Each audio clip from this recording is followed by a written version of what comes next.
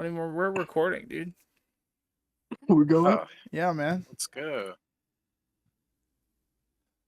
Is it time? Do I do the thing? Yeah, man. Yeah, that's your job. Welcome to the Nerds Cantos. That's right. Okay. We're back. Did we ever leave? We did, actually. Well, yeah, We did we leave. fucked up. We Unfortunately, hit that Spider-Man no more, okay? But let me tell you, we didn't actually quit at any point, but there have been several Cantos is thrown out the window. By several, I mean one. But it's gone forever. Not this episode, though. Since we actually recorded this one. Yeah, we're doing this right now. Yeah, we didn't actually Real time. Real time. That's a great segue. Just like the Marvel Universe, because the Marvel Universe is real time. All right. Very specifically, Avengers by Stan Lee and Jack Kirby. I remember their names. I didn't forget. I wasn't looking at the book to remember their names. I almost said Jack Lee and Stan Kirby. Dude, Jack Lee and Stan Kirby, they're fusions. We're actually supposed to be talking about New Avengers, but before we read Peak, I wanted the guys and myself to read a little bit of the ancient histories, okay? The textbooks, if you will. So we read the first... Classics. I don't know about that. That's a strong word for this, I think. That's, it's definitely old, you know? But we read the first 10 issues because that's what I have in my hand right now. And so it was just easy to be like, yeah, we'll wrap up at, issue 10. And yeah, I mean, the Avengers, guys. Aren't they cool? Well, kinda. No, they suck. They suck. The Avengers, listen. I know everyone loves those movies. Myself included for the first two. No, I don't like the second one. I like the first one. The first one. I like the first one. Sorry. The second one's bad.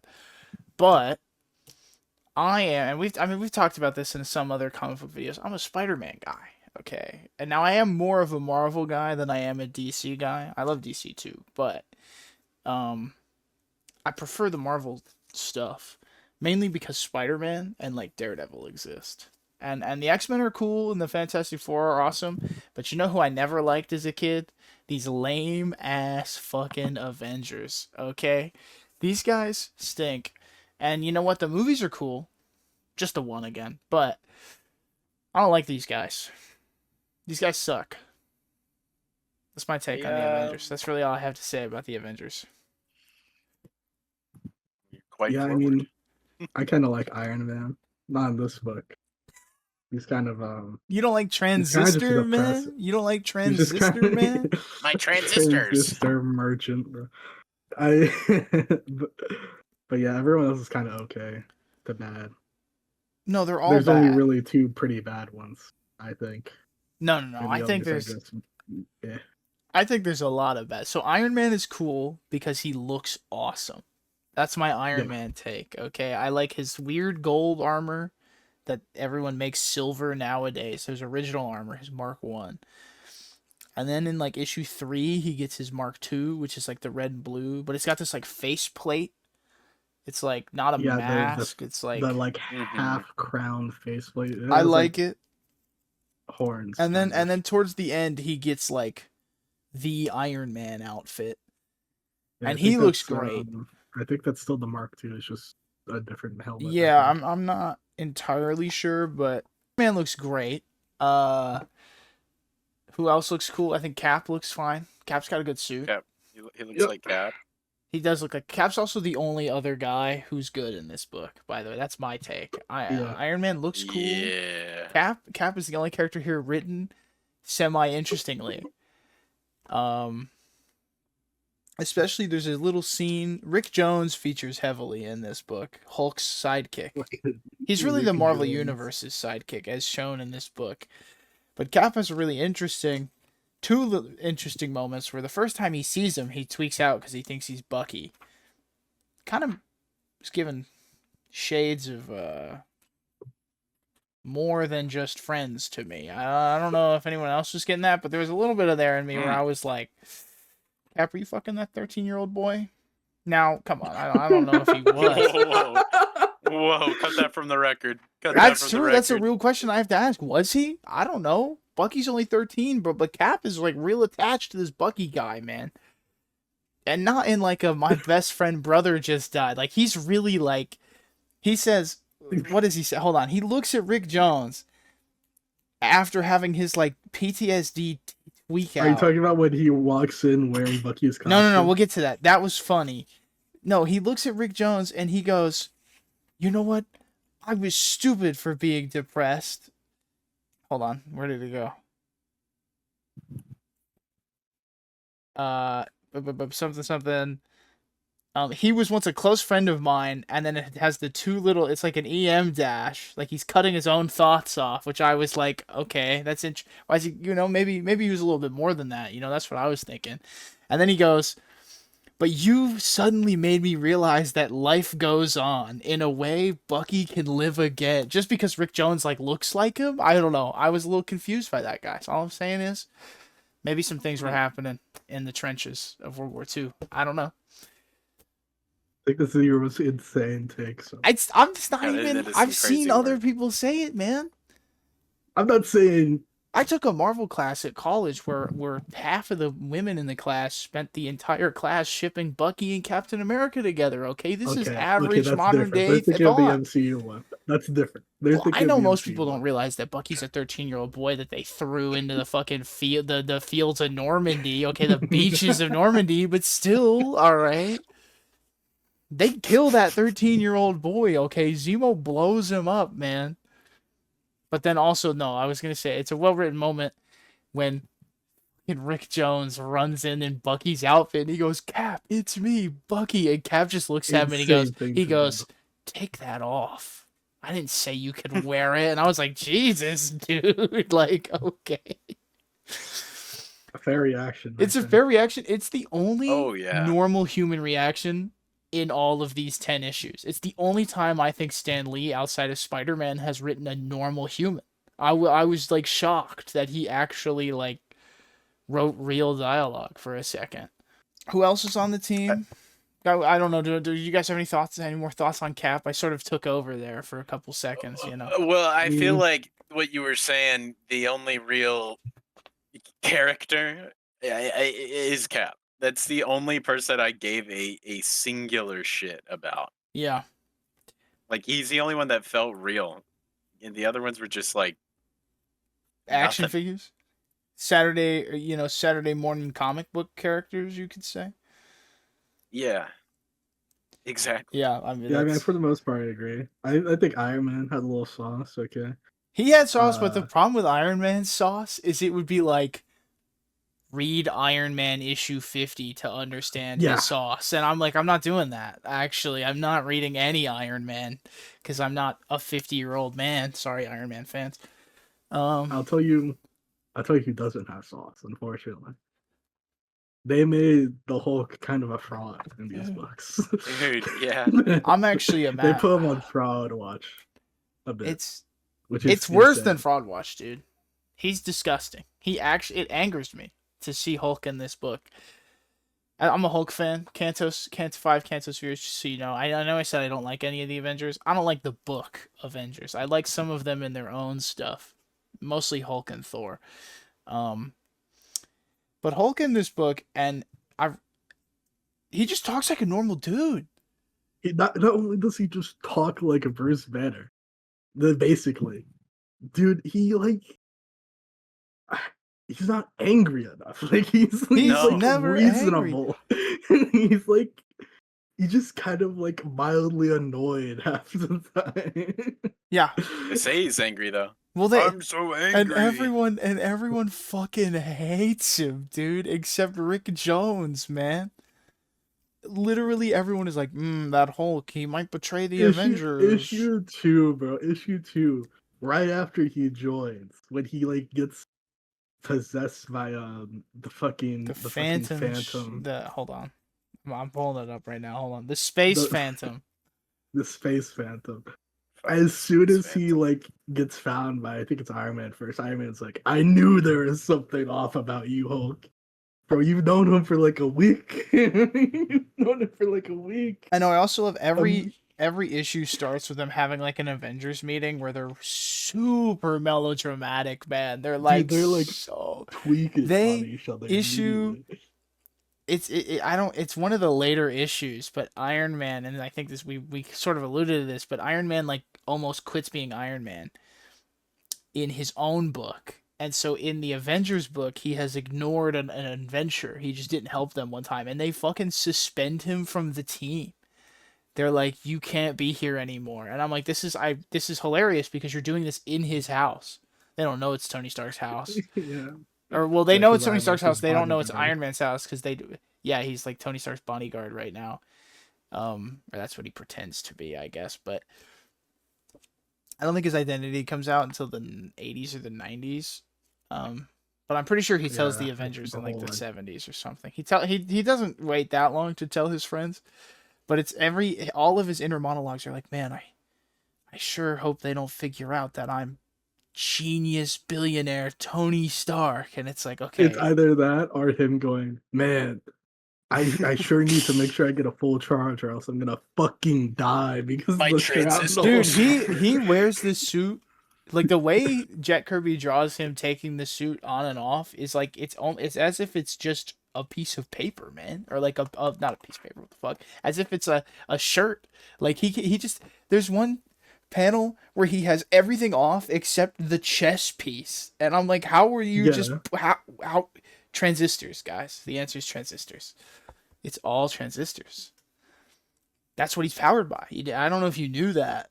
You know, it's not I also love electricity how or when anything. he charges himself, he just plugs in an outlet. He doesn't like It's the sit in a 60s, special man. machine. He just plugs himself in. It's the 60s. I don't know. That's how they charged shit back in the day, you know? They're mech suits. We don't have them anymore, obviously. They got rid of them, but it's clearly they just plug their Gundams into the wall charger. And there you go, man. They're transistor powered fucking Gundams. Who's right? So we've covered Iron Man, we've covered Cap, we talked about Hulk. Dude, Thor, fucking sauceless, man. There's no sauce happening He with Thor in is this book. he has his common rider transformation, Dr. Donald and Blake, that's yeah. it. How do you feel about that, Nolan? Yeah. Because I don't think you've. That was Yeah, weird. That was weird. I'm gonna tap my walking stick and I turn into Thor. Ha ha! yeah. And Made no he does sense. it every time. Well, so he has a secret identity. That's like the whole, you know. So he, Yeah, I don't do that in the MCU. He just shows up. so, well, because they got rid of it in the 90s, I think.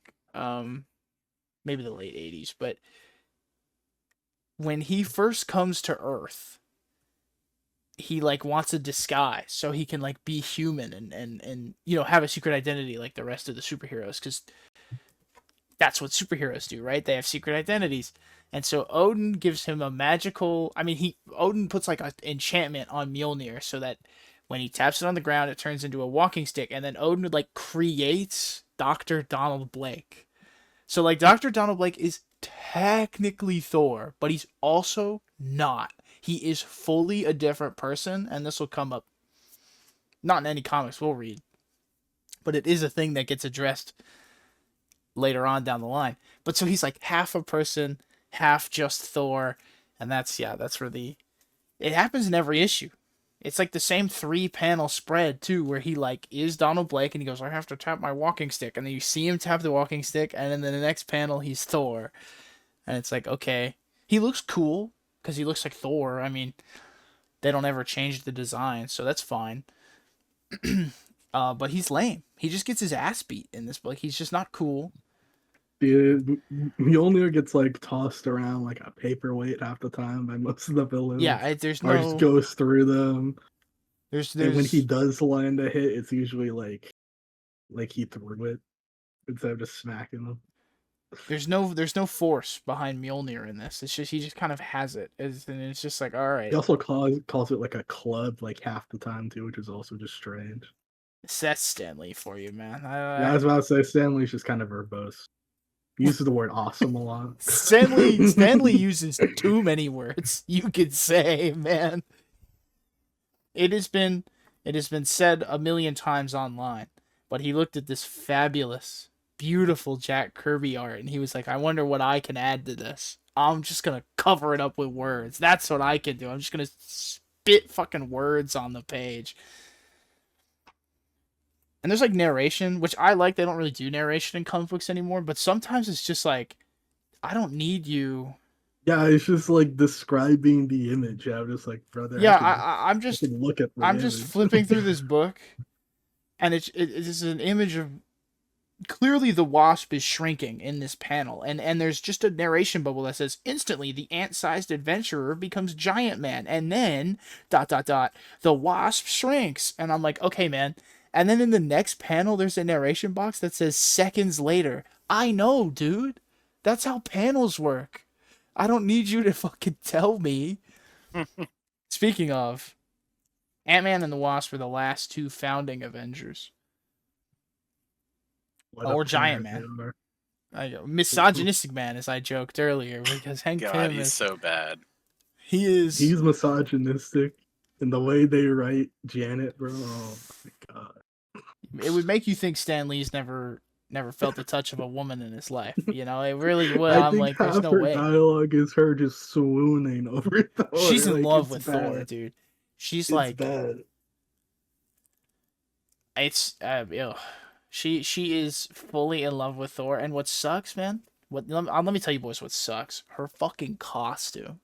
This Oh, it's shit bad. is. It's terrible. I actually love the Giant Man costume. Unfortunately, I think Giant Man looks awesome. Like when he has the blue and he's like the blue arms and the blue trunks. I'm like, he kind of looks tight. He's got the ant Yeah, the little the little antennas. antennas, and Whether I'm they're like, we're antennas, not cooking. funny. That being said, I like the Ant Man costume more. I prefer the big helmet, but I still think Giant Man looks kind of cool. But Wasp, dude, no, man, it's bad. Look, I'm like, why do you look like that? It's just a setup, really.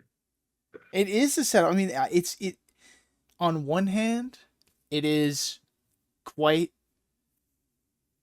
um, it's modern to put a female Mhm. superhero on your superhero team. I'm like, oh, for 1963. Granted, I know Wonder Woman existed, you know, and she was on the Justice League and stuff, but it's like, oh, that's kind of neat that you put like a female on the team.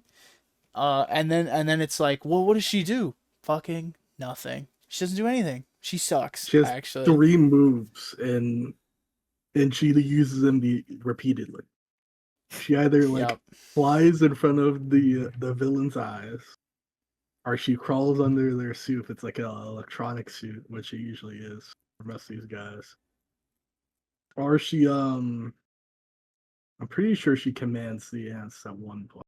If I remember Dude, the correctly. thing is, I couldn't tell you, man. I couldn't tell you.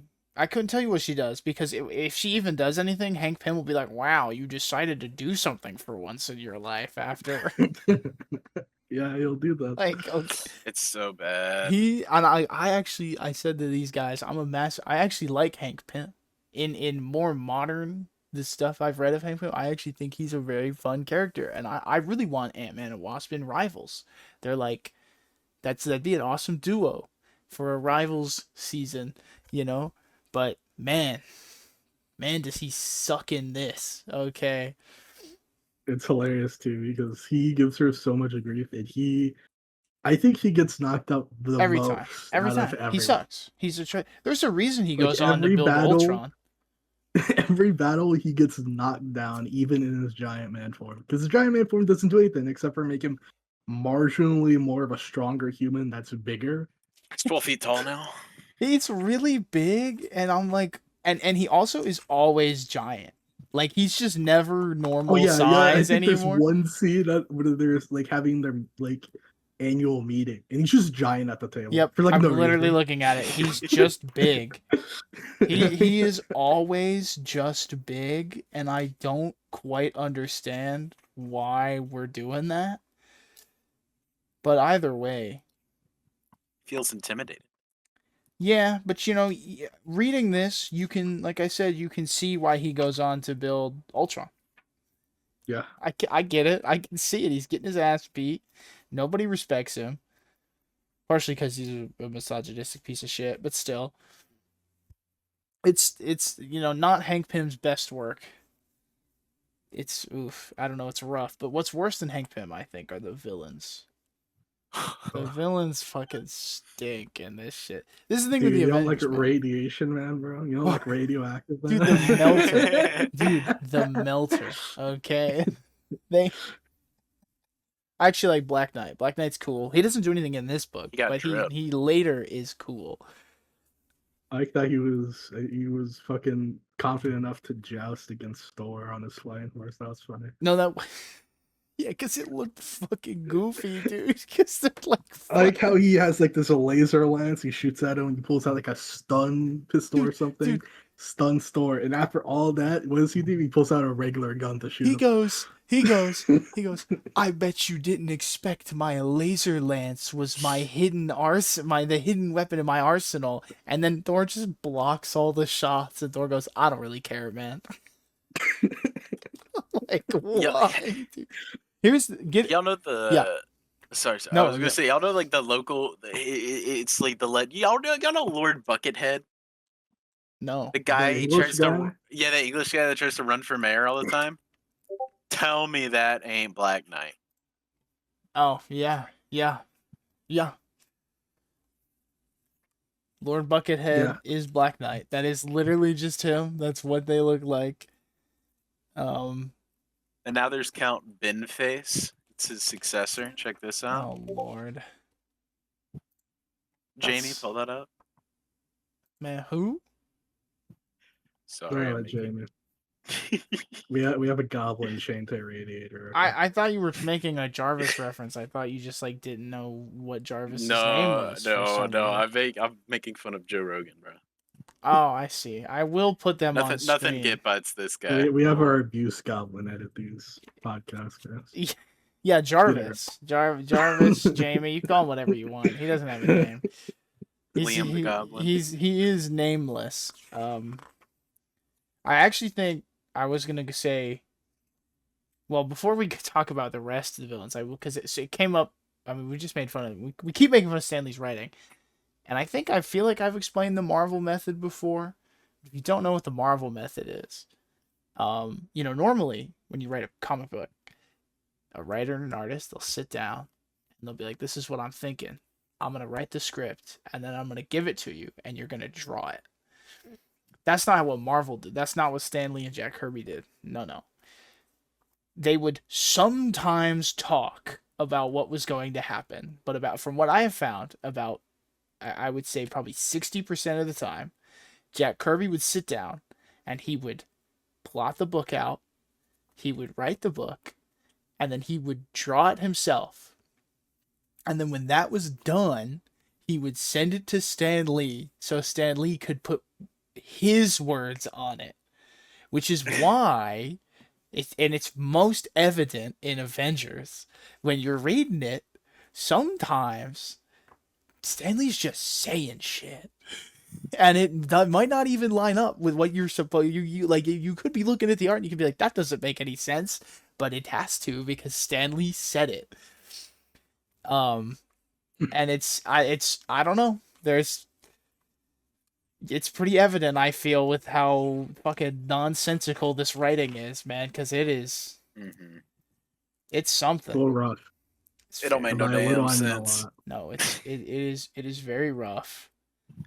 But hey, man, we have 2 issues where they fight Namor back to back. Isn't that fucking awesome, guys? Yeah, they do fight Namor back to back, and in one of those issues, Namor bitches the Hulk. Right? Yeah, just drowns him.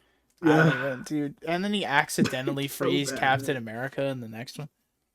How could you, Stewy? Namor sucks, guys. Can we talk about that? Namor, I hate Namor. I hate Namor. I hate the human race. Well, I'm also the thing, and I haven't mentioned it yet, but the thing about this book, it's the unsellables. Okay, these are all the motherfuckers whose books didn't make that much money, right? That's just how this team works. And Insert Wonder Man. hey, he's an Avengers original. Okay, that's you know, that's a special case. That's a look right there. Yeah, that is. We could talk about Wonder Man in a sec because he counts under the villains we're talking about. But it kills me because like these characters stink, unfortunately, because they're written by Stan Lee, and it's like, wow, you got to give them your best villains. Who you got for me? And it's like, well, we're gonna reuse Loki in the first issue, and it's like, okay, well, that's sure, I guess that's fine, that's okay. And then it's like, how about this? What the fuck is his name? The Space Phantom. No, not Namor. Oh, not Namor. The space, to my knowledge, the Space Phantom is an Avengers original, and you can immediately see why this team fucking sinks. They stink, dude. They suck ass. Because right after that, it's Namor twice in a row, who was obviously invented in the 40s to fight Nazis, and then fights the Fantastic Four before he even fights the event. I'm like, you're just using your Fantastic Four villains. Speaking of that, Kang and Immortus are not only are they the same person, they are also Fantastic Four villains. And I'm like, you can't just do that. You can't just shove your Fantastic Four villains in here. Because listen, if the Fantastic Four can beat Namor, and then the Avengers get fucking rocked by him 2 times in a row, it's a team of jobbers, guys. It is a team of the worst superheroes in the world. Mm-hmm. Shout out the Lava Men. Yeah, no, I was Y'all about to bring up fuck- the Lava Men. I don't even think one of them's named. Don't even know what they are, man. I think they blanked just out. give them the like titles. Like they call their like big leader the king. I think Yeah. he calls himself the witch doctor, which is, Either way. Zemo's Very cool. interesting. doesn't make sense. Zemo is cool. He's got aura. Unfortunately, he does have that shit on. Unfortunately, Dude, he's rocking that shit. Unfortunately, he does have that shit on. Zemo for Rivals when, dude? Dude, Zemo and Rivals. I do think it's funny. The only reason he wears his costume is because Captain America spilled like super glue on him that he made. Yeah, dude. So he's just stuck in his costume forever. That's kind of hilarious. Issue 2 of Zemo being in the book, it's about him trying to get Paste Pot Pete's glue remover formula or whatever the fuck he's doing. And I'm like, what are you... He's got that shit on, but damn, it's a catastrophic aura loss on Zemo's part here. I mean, it is just... Zemo's got to lock in. We got to bring back Zemo. I hate Zemo. They have quite a lot. Zemo's a super. Yeah, Zemo's actually one of the Marvel goats. There's actually a YouTube video that I think has like 5 million views. That's just like all about Zemo. Yeah. Either way, Kang? As I mentioned, a Fantastic Four villain. He also has that shit on, in my opinion. I mean, he looks kind of weird because it's the 60s, but I fuck with the outfit.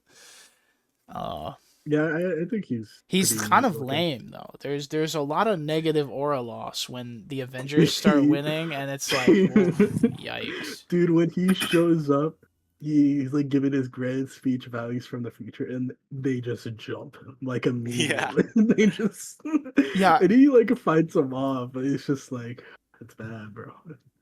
Dude, I love how his big like downfall came from he made some like jobber humans like go collect his energy can, and they just drop it, and then it's game over for him. It's like, no, you dropped my pure energy can, and he's just fucked. Yeah, He's just it's fucked just from over.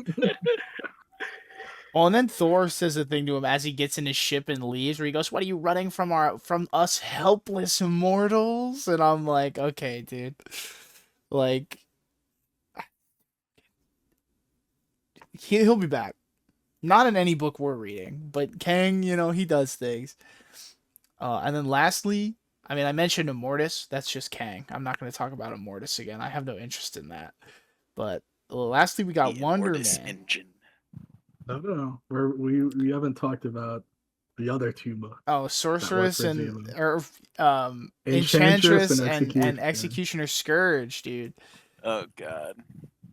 These two Asgardian gods, okay, they get banished out Asgard, land in New York.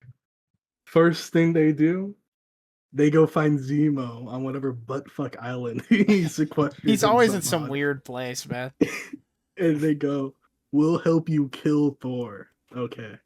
Cap. And Zemo's like, all right, I'm in. But you work for me. And they're like, okay. And then They they just go just along they with it. just go along with it. They just stay his books the Fully, entire yeah, time. they're okay with it. They complain about it, but they don't do anything. Oh, Like well, Executioner is tweaking the entire time. Executioner has a thing where Enchantress kind of falls in love with Wonder Man because he's like hot, and Executioner's like, she doesn't look at me like that. We'll fucking kill this Wonder Man guy. It's like, speaking of Wonder Man, by the way, does not have that shit on. He needs to take that shit off immediately. Yeah, that's pretty bad. His 80s, his trench coat 80s outfit, that's cool. They should add that to Rivals. What's even on his chest? It's a W. Or no, not below that. Like his midsection. Like I think when it's like reading it, I thought they were supposed to be scales, but I'm looking at it again. It looks like it's like lace. It's like what's like a happening? winter. It's like a what winter the sweater, I think. Oh, like a gambus. Yeah, it's supposed to be like like a sweater. That's stupid. Who knows? You This look like a Christmas tree. So Wonder Man is just like impossibly powerful because Zemo and his Asgardian mooks just like blast him with fucking energy, and that just makes him a god basically. But he joins the Avengers to betray them because he doesn't like Tony Stark. He has a problem with Tony Stark, or Iron Man, I should say. But so he joins the Avengers to like betray them, and he's on the team for like 5 pages until he betrays them, and they're all like, "How could you? We trusted you." And I'm like, "You've known him for all of 2 minutes." Like, and by the way, he joins them by showing up and being like, "I'm from the heart of the jungle. Can I join you guys?" And they just let him. They don't do any. Tony Stark they knows asked him, him. He's like, what were you doing in South America? And he's just like, oh, I was vacationing. Tony Stark slighted him. Like, I'm like, Tony, you know this guy. This is fucking Simon Williams, man. Like, what are you doing, man? Do any kind of studying or testing. By the way, he like beats the shit out of all of them. I mean, he kicks their asses and then he dies for him. Yeah, he just croaks because Zemo, the like stuff Zemo gave him came with a poison, so he just fucking croaks. It's just absurd, man. I'm like, okay, dude. But that's Avengers, guys. That's yeah. What I mean. Do we have any more? It was an experience. It's Nolan's. I mean, read it if you like. It's Nolan's first. It's his first Stan Lee comic book, I think. It's something. Yeah, it is. You need to get you on that Spider-Man so you can experience that's better. Really like. Yeah, that's much better. We're Stan Lee locked in. Yeah, for that. I would be down for that. I don't. Let's stop. That's gonna be a lot. We'll get there. We'll get there. We don't. We're not. I don't know that we're getting there. We got to get through the Avengers. It's gonna be a while off.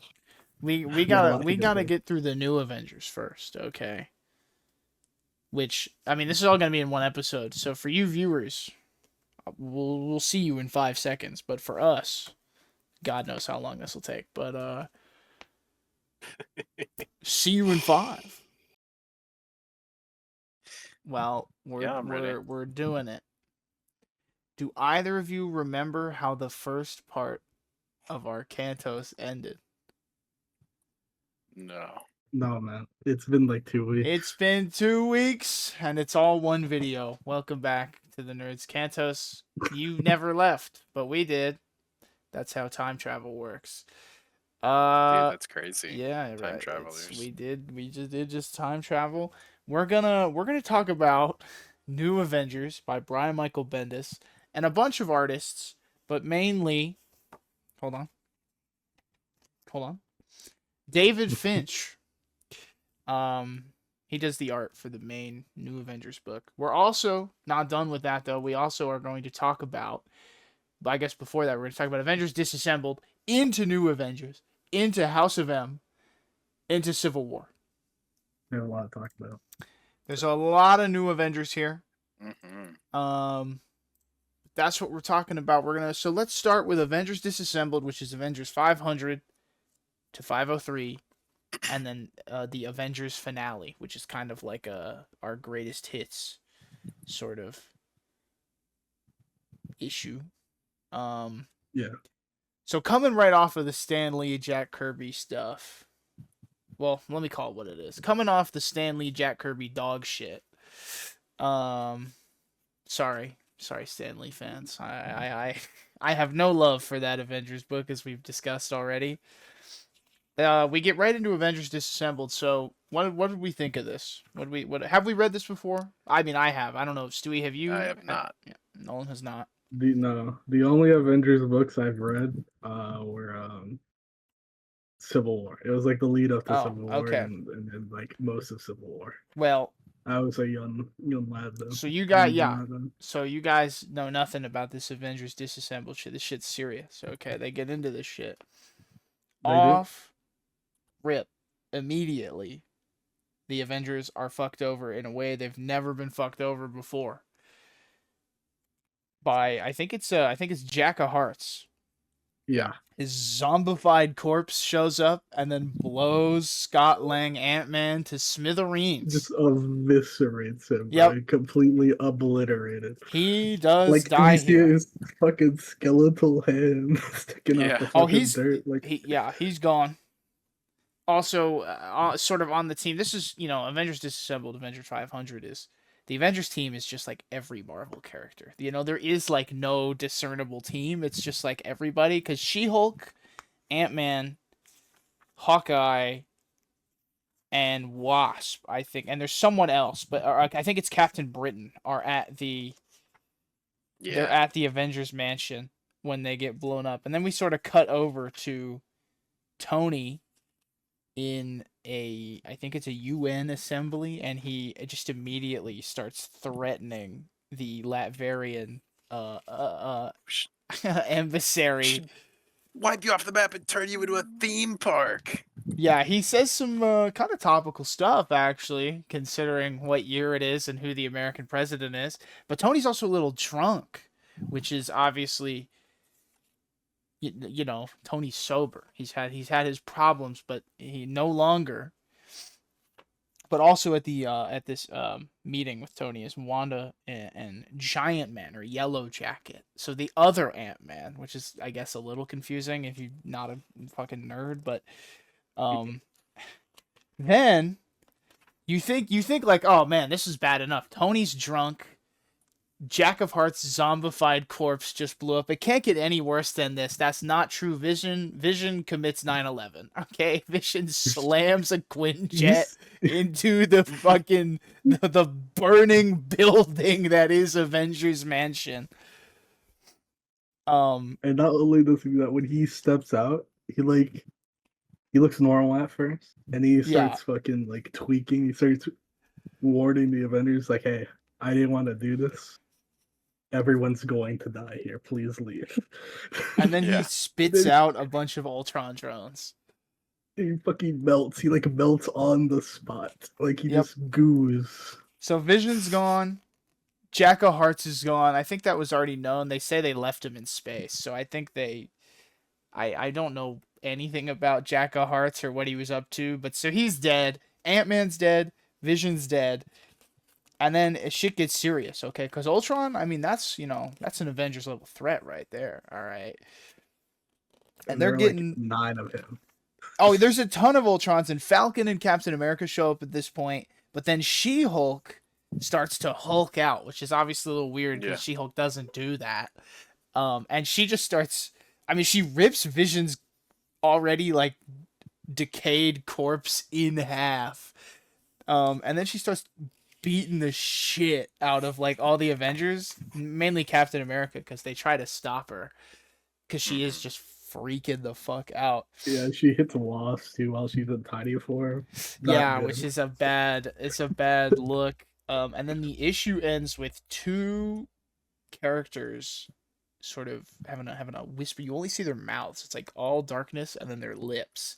And it's they're having a suspicious conversation. I mean, kind of odd. But that's the first issue. I think off. I mean, I love it. I'll be honest. It's so Good. entertaining. The art's good. Oh yeah. The dialogue's good. It's just good. I really like, um, specifically when She-Hulk transforms, she becomes like fucking terrifying. Like she gets Yeah, she's like a monster. incredibly scary, like incredibly Yeah. quickly. It's No, a little I always like crazy. seeing the Hulks turn from like sort of like superhero looking buff guys to the worst thing imaginable, like you've ever seen in your life. It's Hmm. fun. It's pretty bad. Tony and fucking, I'm just gonna call him Hank Pym. I'm sick of this shit. I'm not calling him any of these dumbass names. Yeah, Tony, I don't get the Yellow Jacket well, thing. listen. He has some problems. You know, he beats his wife that one time in the Yeah, '60s or the '70s or oh, whatever. dude, I was about to ask if he sprays her with a can of Raid, but that's the No, ultimate. that's That's Ultimate. He does ultimates. so. No, in the main books, he's under a lot of duress, and I don't think he's being mind controlled, but he's like, he might be. He's being like loosely mind controlled or something. And Janet goes to like say something to him, and he fucking back slaps her basically, or bitch slaps her. And then after that, they kind of get a divorce, and their relationship sort of goes downhill. But Hank, because I mean, we read Avengers in the first 10 issues of Avengers. He starts as Ant Man, and then in issue 2, he's Giant Man, and there's a little editorial box that's like, go read Tales to Astonish number blah blah blah to find out the origin of Giant Man. But then of course they call him, because Stan Lee's writing it, which means it's bad. They interchangeably call him Ant Man and Giant Man in that book. But in this book, he's Yellow Jacket. Does that matter? No, because he's gonna Ugly ass outfit, by the way. dude. It kills me because That's the a Ant Man shame. and the Giant Man outfits slap. Jack Kirby That's what I or was about to whoever came up with say. those cooked. Okay, they look awesome. And then Yellow Jacket with the fucking shoulder fins, dude. I'm like, It's the shoulder what are fins that you ruins the doing? most. Like the colors aren't even bad, but the shoulder fins just look so And terrible. it's only So for like bad. 2 pages, before Scott Lang fucking blows up. But you get to see like a good looking Ant Man suit for like one panel, because that's what Ant Man should look like. Um, No, Yellow Jacket, Hank Pym is a fucking disaster of a character. We don't have to get into that. He does have a great reaction. There's like a whole page of his reaction to seeing, he shows up in big form and he sees the mansion's on fire first, and then he sees Ultron, Dead Vision, and fucked up Wasp. And I think that's Oh yeah. really fun because obviously he created Ultron, who created Vision, and Hank beat the shit out of Wasp that one time. He's seeing all the things right now. Hmm. So that's fun. But then they kind of subdue. I think Tony sort of subdues She-Hulk, and immediately, which I love. I'm looking at it right now. There's a page where it's 4 panels, and um it's like Captain Britain, who's in the hospital, She-Hulk, who's in like a weird stasis tube, a shield morgue that just says Scott Lang on it, and then the Vision Project. Because he doesn't even get a fucking grave, man. They put him in a wooden box, and then it says return to Stark Industries pending clearance and authorization, which is fucking crazy. Um, BM. it is BM. I feel bad for. I'm not a fan of Vision personally, but I feel bad for him. He looks cool. I could give Vision that. And then we kind of get a scene with Hank and Janet in the hospital, which is Hank is just kind of is feeling bad. That's really all. That's really all it is. And then we get another scene with like the main Avenger. So it's like Tony, Cap, Falcon, and Hawkeye.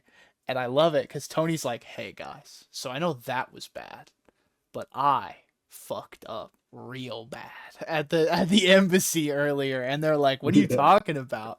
And he's like, and then Hank shows up. He goes, "You were fucking drunk, The man." Yellow Jacket Yeah. has the Yeah. nerve to show Dude, up. I know Yellow Jacket's like, "You fucked up, dude." I'm like, "Dude, you invented all. You don't get to say anything about anybody's Yeah. decisions, man." And then it's a great little conversation where Tony's like, "I wasn't drunk. They were something was going on." And Hawkeye goes, "Well, you look kind of drunk right now. And I'm like, okay, dude. The Bendis dialogue, we talked about this in Ultimate Spider-Man, but the Bendis dialogue, there's something to it. Okay, there's something to the way he writes all these characters that is just so good. It's all I want out of these comic book characters, to be completely honest. But then you get a big like double page spread of all the heroes. So, like the Fantastic Four are here, Nick Fury's here, Moon Knight is here for some reason, Daredevil and Spider-Man are here. Like all the Avengers are here to kind of help clean up the still on fire mansion, by the way. And that's when a Kree war blimp shows up out of fucking nowhere. And it's like, oh, there's 1,000,000 Kree soldiers here. Time to fight the Kree soldiers. And so all of the heroes kind of get into, they jump into fighting positions, and we get a moment that Stewy and I have quoted for a very long time, where Hawkeye goes, I gotta go get more arrows. You see him run into the building, and then like 3 pages he comes out, and he's got like 5 quivers full of arrows on his back. Bro. No, he's crazy, and he goes, "Let's end this our way. These blue fucks came around today looking for a fight." Which, like, all right, Hawkeye, let's calm down a little bit. We don't have to call their skin He was color about out. that life, man. Well, and then on the next page, he goes, "You alien shits picked the wrong day to screw with the Avengers," which is like, okay. And then he gets shot, unfortunately. Yeah, and then well, he gets shot. he jumps over one of them and goes, "In the future, what you need to do is," his back gets shot, and he goes, "Oh crap, I need some help here." Fucking Black Widow goes, "Hawkeye, no!" And then you see Cap's reaction as Hawkeye grabs a Kree soldier and goes, "Not like this! Not like this!" And then he screams like Independence this. Day his ass, bro. Dude, I was gonna say, he screams like this as he kamikazes into the big Kree warship. And you just see Captain America go, "Hawkeye, no!" And then the next page is the warship fucking exploding. So Hawkeye, aura, like you said, Nolan, they gave Hawkeye so much aura in this one moment. But then I also think the Kree like disappear after. They just like vanish. Yeah, and then Doctor Strange shows up, outdoing all of Hawkeye's aura farming. Okay, Doctor Strange shows up with so much aura in this scene for no reason. Yeah. He's blue because he's astral projecting, and he goes, "You guys don't know me, but you're all being idiots right now." He's like, "You're being fucked with, man." And that's when we get a little flashback to a moment between the Wasp and Scarlet Witch, where the Wasp kind of lets slip that at one point Scarlet Witch had some children that don't exist anymore because she like made them, and not in the way you normally make a child. She like wished them into existence, and that's weird. And so then we cut back to the present, and Doctor Strange is like, "Guys, do you know where Scarlet Witch is?" And they're like, "Nah, man, but she was with Tony earlier. We're not worried about it." And he's like, "Right. Well, I heard someone say she uses chaos magic. That's not real." He's like, "That's nonsense. She's just manipulating reality." And then yeah, we get a great Spider-Man moment here, which Stewie, where he goes, or Nick Fury goes, "She is Magneto's daughter, and before she was an Avenger, she was a mutant terrorist. She was a premier member of the Brotherhood." And then Spider-Man goes, "Yeah, and she married a robot."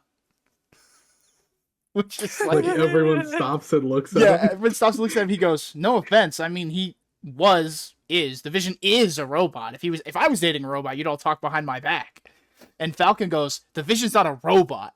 And Spider-Man goes, "Yeah, but he told me he was a robot." And Falcon goes, "He's an android." And Spider-Man goes, "Hey, I like him. I was just saying." And Falcon goes, "What are you even doing here?" Just like, dude. Bendis gets Spider-Man. Okay, and it's even funnier, by the way, because in the background of all of these panels is Jocasta, who's the female robot made by Oh, yeah, Ultron she is after there. Vision betrays Ultron and joins the Avengers. Ultron makes a wife named Jocasta who also betrays him and joins. So Spider-Man's just saying this shit right in front of another robot. He would, okay? That's why he's my goat. I also don't like robots. I'm with Peter on this one. But they they kind of have like an argument where Strange is like, okay, Yeah, he's tweaking because he's like, "What are you people talking about?" And yeah, I think it's mostly Miss Marvel who's arguing that Wanda wasn't the Miss one to do Marvel that. and Wonder Yeah. Man, who at one point dated Wanda, don't, dude. The Wonder Man. By the way, this is weird. Okay, I said don't, and I'm gonna get into it because comic books are awesome. Scarlet Witch, obviously, her famous relationship is with Vision, right? Yeah. Vision's Yeah. brainwaves are based on Wonder Man. Oh, Like my. Ultron copied Wonder Man's brainwaves and made Vision using them. Now Vision's obviously his own person with his own personality, but he originates from Wonder Man. And so in the 80s, I think Wanda is kind of on and off again with Vision. She's like, I don't know if I want to have sex with a robot. And so she gets with Wonder Man. And then she breaks up with Wonder Man and gets back with Vision, which is like, Brother. whew. And then she has kids. That's And then messy. they unmake her kids because you can't just like form children out of the ether. That's not how that works. And then I'm flipping through the book here physically so we can hit all the big notes because disassembled is a little important. But we got the point. Strange goes, listen to me. Chaos magic, the source of her reality altering powers. I'm the master of the mystic arts, and I'm telling you, there's no such thing. He's just like, that's not fucking real, man. She's crazy. Bullshit. And you kind of get like a classic Avengers collage of all the famous stuff that Wanda has done. And like you said, I think Stewie, you said like Miss Marvel and Wonder Man and them are like, no, there's no way. Whereas like Tony and Beast, because Beast is here, he used to be in Avengers in the 80s, by the way, so he fits. But Tony and Beast are kind of like, yeah, maybe Wanda is crazy. And so then we like hard cut to Wanda in like a black and white muted colors house with like two children and Vision and Agatha, and Wanda's the only one who has like colors. And then Steve shows up and he's like, Wanda, what the fuck are you doing? It's just like Brother. I mean, could you imagine walking And in on that?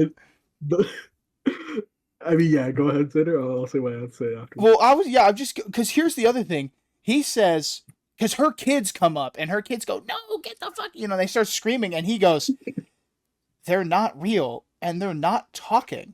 It's your voice. I hear you.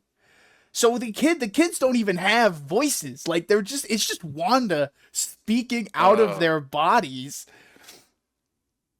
That shit is And so. then, well, so I didn't mean to cut you off, Noah, but he goes, Wanda, we've grown close lately, right? I want to. And then she summons Red Skull and a bunch of Nazis That's to what I was shoot gonna say. him. She summons like a fucking platoon of Nazi soldiers, and they just try to gun down Straight Captain up America. gun him down, and then it cuts, and the children are gone, and Miss Marvel is fucking pissed, dude. Miss Marvel like starts to beat the shit out of her, but then Rogue shows up because Miss Marvel and Rogue kind of have history, and so then like Rogue, and not real Rogue, it's like a Wanda fake Rogue, and then the Hulk is here because she's like summoned a fake Hulk. And then Doctor Strange shows up and just fucking aura farms and then like knocks her out. Basically, that's like all he does. Mini lobotomy. He says some shit. He goes, "The Eye of Agamotto," and then fucking boom, and she like goes to sleep. And it's like, damn, that's crazy. And you see Nick Fury goes into the house that Wanda was at. And he's like, let's take a look. And there's just a decaying corpse of Agatha. Agatha's just Wanda just killed her at some point. And this is when Magneto shows up and goes, give me my daughter, and then takes her away. And that's That's Avengers Disassembled, Craziness. man.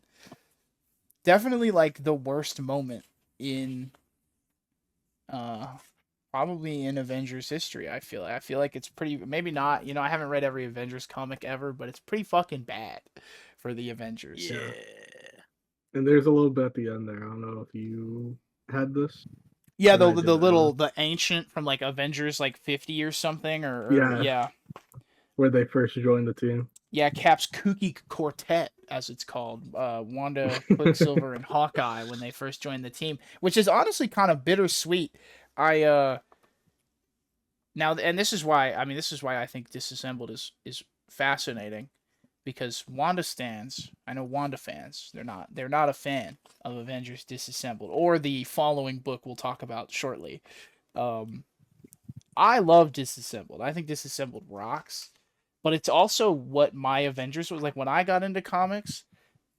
I read like Civil War, and then I went back and read like Disassembled and New Mhm. Avengers and stuff. So when I was a kid, when we were youngins, I was like, oh yeah, Wanda's that crazy lady who like destroys the Avengers. That's what I knew her from because Yeah. I don't know if you had the same. I know, Nolan, you weren't reading comics like that, but I don't. Yeah. No, I didn't really know who Wanda was, Okay. or many superheroes, honestly, until like MCU stuff. Did you expect when you started reading Disassembled? Did you know this was the Wanda thing? No, I Okay. had no clue. So you didn't know anything about this. Interesting. Not a thing. Yeah. No. I know. I kind of knew Civil War ish. Yeah. I mean, that's the not really not yeah. really. No, Civil War is the really famous one, obviously, for bad reasons. Yeah, I don't know the hype. Anyways, we'll get there. We'll get there. But then no, Disassembled's great. I love these 3 issues. I think it's such a fascinating way to end the Avengers, because the main Avengers book ends there. Like, then it's why the new Avengers starts, which is like, I don't know, it's a ton of fun. And you know what? I know a lot of Wanda fans are mad at it, but I also I if I was Wanda, I think I would lose my mind if I gave birth to 2 children magically and then they were killed by the Avengers or what. I'm like, you know what? I think it's kind of fair she Yeah. crashes out, actually. Justified. Somewhat justified. Maybe you don't have to blow Scott Lang up. I don't know if you have to do that, or like kill Hawkeye or whatever. But then we get Avengers. Yeah, moving on, we get Avengers finale where it's kind of a bunch of Avengers showing up at the burnt shell of the mansion, and just kind of having a conversation about like their favorite Avengers moment. And then they all decide that, because Tony's like, I can't afford to pay the Avengers, and I don't think there should be one, and they all kind of agree with that. And so the Avengers retire, but you get, I'm sure, well, I don't know about either of you, but I'm sure both of you have no idea about half of the shit they're talking about in this, to be completely honest. Bunch of mumbo jumbo. When they start talking about Michael Korvac and the Kree Skrull War, and I'm like, yeah, stuff no one's reading. Okay, that's just how it is. I'm sorry, man. I have actually read those, but I don't like it. Maybe one day, maybe one day. No, yeah, I mean, they're fine. 80s and 90s, not 90s, 80s Avengers is okay, but it is about characters who are like just awful. I mean, like Scarlet Witch is on the team with Wonder Man and like Beast, and I'm like, that's your Avengers roster right now? Like, oh, good luck, man. I don't know. Okay. But it ends. The final page of Avengers finale is the sort of group, the main people you kind of associate with the Avengers going outside, and there's like a rally from all the New Yorkers who are like, we love you, Avengers, we love you, blah blah. And then it ends, and we cut straight into New Avengers, which is immediately such a different vibe, because it starts with Electro taking a job to break a bunch of people out of prison, and then we cut to said prison, which is on Rikers Island. So it's a big, island. And we immediately see Luke Cage, Jessica Drew, and Matt Murdock, which is like a completely different cast of characters than the 3 issues before. A better cast of characters. I would say. Maybe I'm biased, but I like these guys. Oh, these guys are cool. These guys rock. They're fun. This is, by the way, the arc here. Also, Foggy is there. Foggy is Foggy Nelson. tweaking, bro. Foggy's like, He's I losing shouldn't it. fucking be here, man. Also, Matt Murdock's. I don't blame him. No, I don't blame him in any way. I actually also do love the opening to this with Electro because they're like Electro is kind of like the job's sort of vague. I don't really know why you want me to do this, but I only have one question. And they're like, "Okay, what?" You know, and he's basically like, "Do you want me to wear the costume or not?" And they go, "That's up to you, man." He goes, "Costume." And then he puts the Electro mask on and you're like, "Uh-oh." Giving Electro aura, that's crazy, man. Yeah. What he does is kind of crazy. He has some aura here. I was going to say, important thing to note, Matt Murdock's identity is technically out right now. It was ousted in, I think, a newspaper or something. It was like, oh, Matt Murdock is Daredevil, but obviously it's like 2005, so there's not really video evidence. It's just, so he's denying it. He's like, that's not real. I'm Yeah. not actually Daredevil, and everyone's kind of like, okay, man, but we know you're Daredevil, though. like... you don't gotta bullshit us, you know. But either way, they're here to see a client. Reed Richards has asked Matt Murdock and Foggy to represent a mysterious client we're not talking about, and they brought Luke Cage along as sort of a bodyguard. He's there to protect them because Rikers is full of a bunch of people who probably should get the electric chair. If we're gonna be completely honest. Yeah. I mean, I obviously you can't kill the supervillains because then you don't have comic books anymore. But the first villain we see is the Purple Man, and Luke Cage goes, "Can he see us?" And Jessica goes, "Yeah, he can." And then they just stare at each other. Obviously, Luke Cage is with Jessica Jones, who was violently raped by the Purple Man. So, you know, Luke's not too happy that the Purple Man is just kind of chilling in this prison. But we see him. They descend down the elevator, and then the power goes out. And then we cut to this massive image of Electro just shooting a hole in the entire facility. He's just, I don't even know how he got in there. Lance of electricity. I mean, it's the next panels. You see like New York powering down, like the entirety. Yeah. Oh yeah, the entire city powers down. Power. I didn't know he had motion like that. Here's the best way, and I've seen people online describe, one of my favorite YouTubers describe Spider-Man villains. Like, he's also a Spider-Man guy. Shout out Comic Pop. Go to YouTube channel over there. But the way the main guy who runs that channel, Sal, the way he describes Spider-Man villains is they're all extremely powerful, but they're fucking idiots. Which is the best way to describe Spider-Man. I mean, Sandman, if you think about that, that is he gets bigger the more sand he has. He could take over the world, man. Anywhere in the Western United States, he becomes a major fucking problem. Yeah, but unfortunately, he's a fucking idiot. And it's the same goes for Electro, where it's like he controls electricity, but all he does is rob the bank, you know? So it's great. By the way, we've mentioned it. The art is fantastic. There's like a sequence. We cut to Spider-Man, like Stewy, you mentioned. The power grid goes down for all of New York. And so we cut to Peter, and he like jumps out the window, and it's like Spider-Man in the rain, just swinging through the city, and it just looks awesome. And he like... Hello, Peter. Okay, dude. Sure. He swings up, or he attaches himself to a helicopter.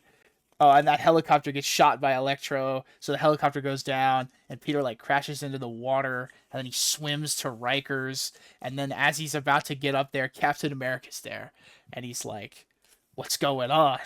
Like, neither of them know what's happening, which is when we cut to Electro inside the prison, and he goes, "Just so you all know, my name is Max Dillon, and I freed every single one of you," and then he leaves, which kind of rocks, man. Real aura from Electro, and good advertising. It is some good advertising. And then we cut back to Matt Murdock, Luke Cage, and Foggy, and they're here to meet Robert Reynolds, aka the Sentry, who is locked himself in prison because he thinks he killed his wife, or he says he killed his wife. and he's got like a thick beard, so he's clearly been here for a Yeah, he's like long in full time. costume, just sitting in the corner. Yeah, oh yeah, he's just fully got a costume on. And that's the end of issue 1. And man, what a hook. I don't know. I'm like, what a fun Mm-hmm. what a fun little hook, line, and sinker thing. I like they got me, you know. Immediately 1,000 villains jump Spider-Man, by the way. That's how issue 2 opens.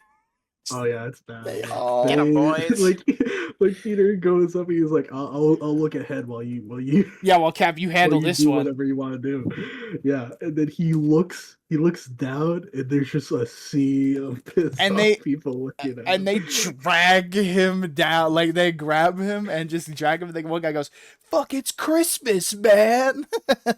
And they just start beating the shit out of Spider-Man.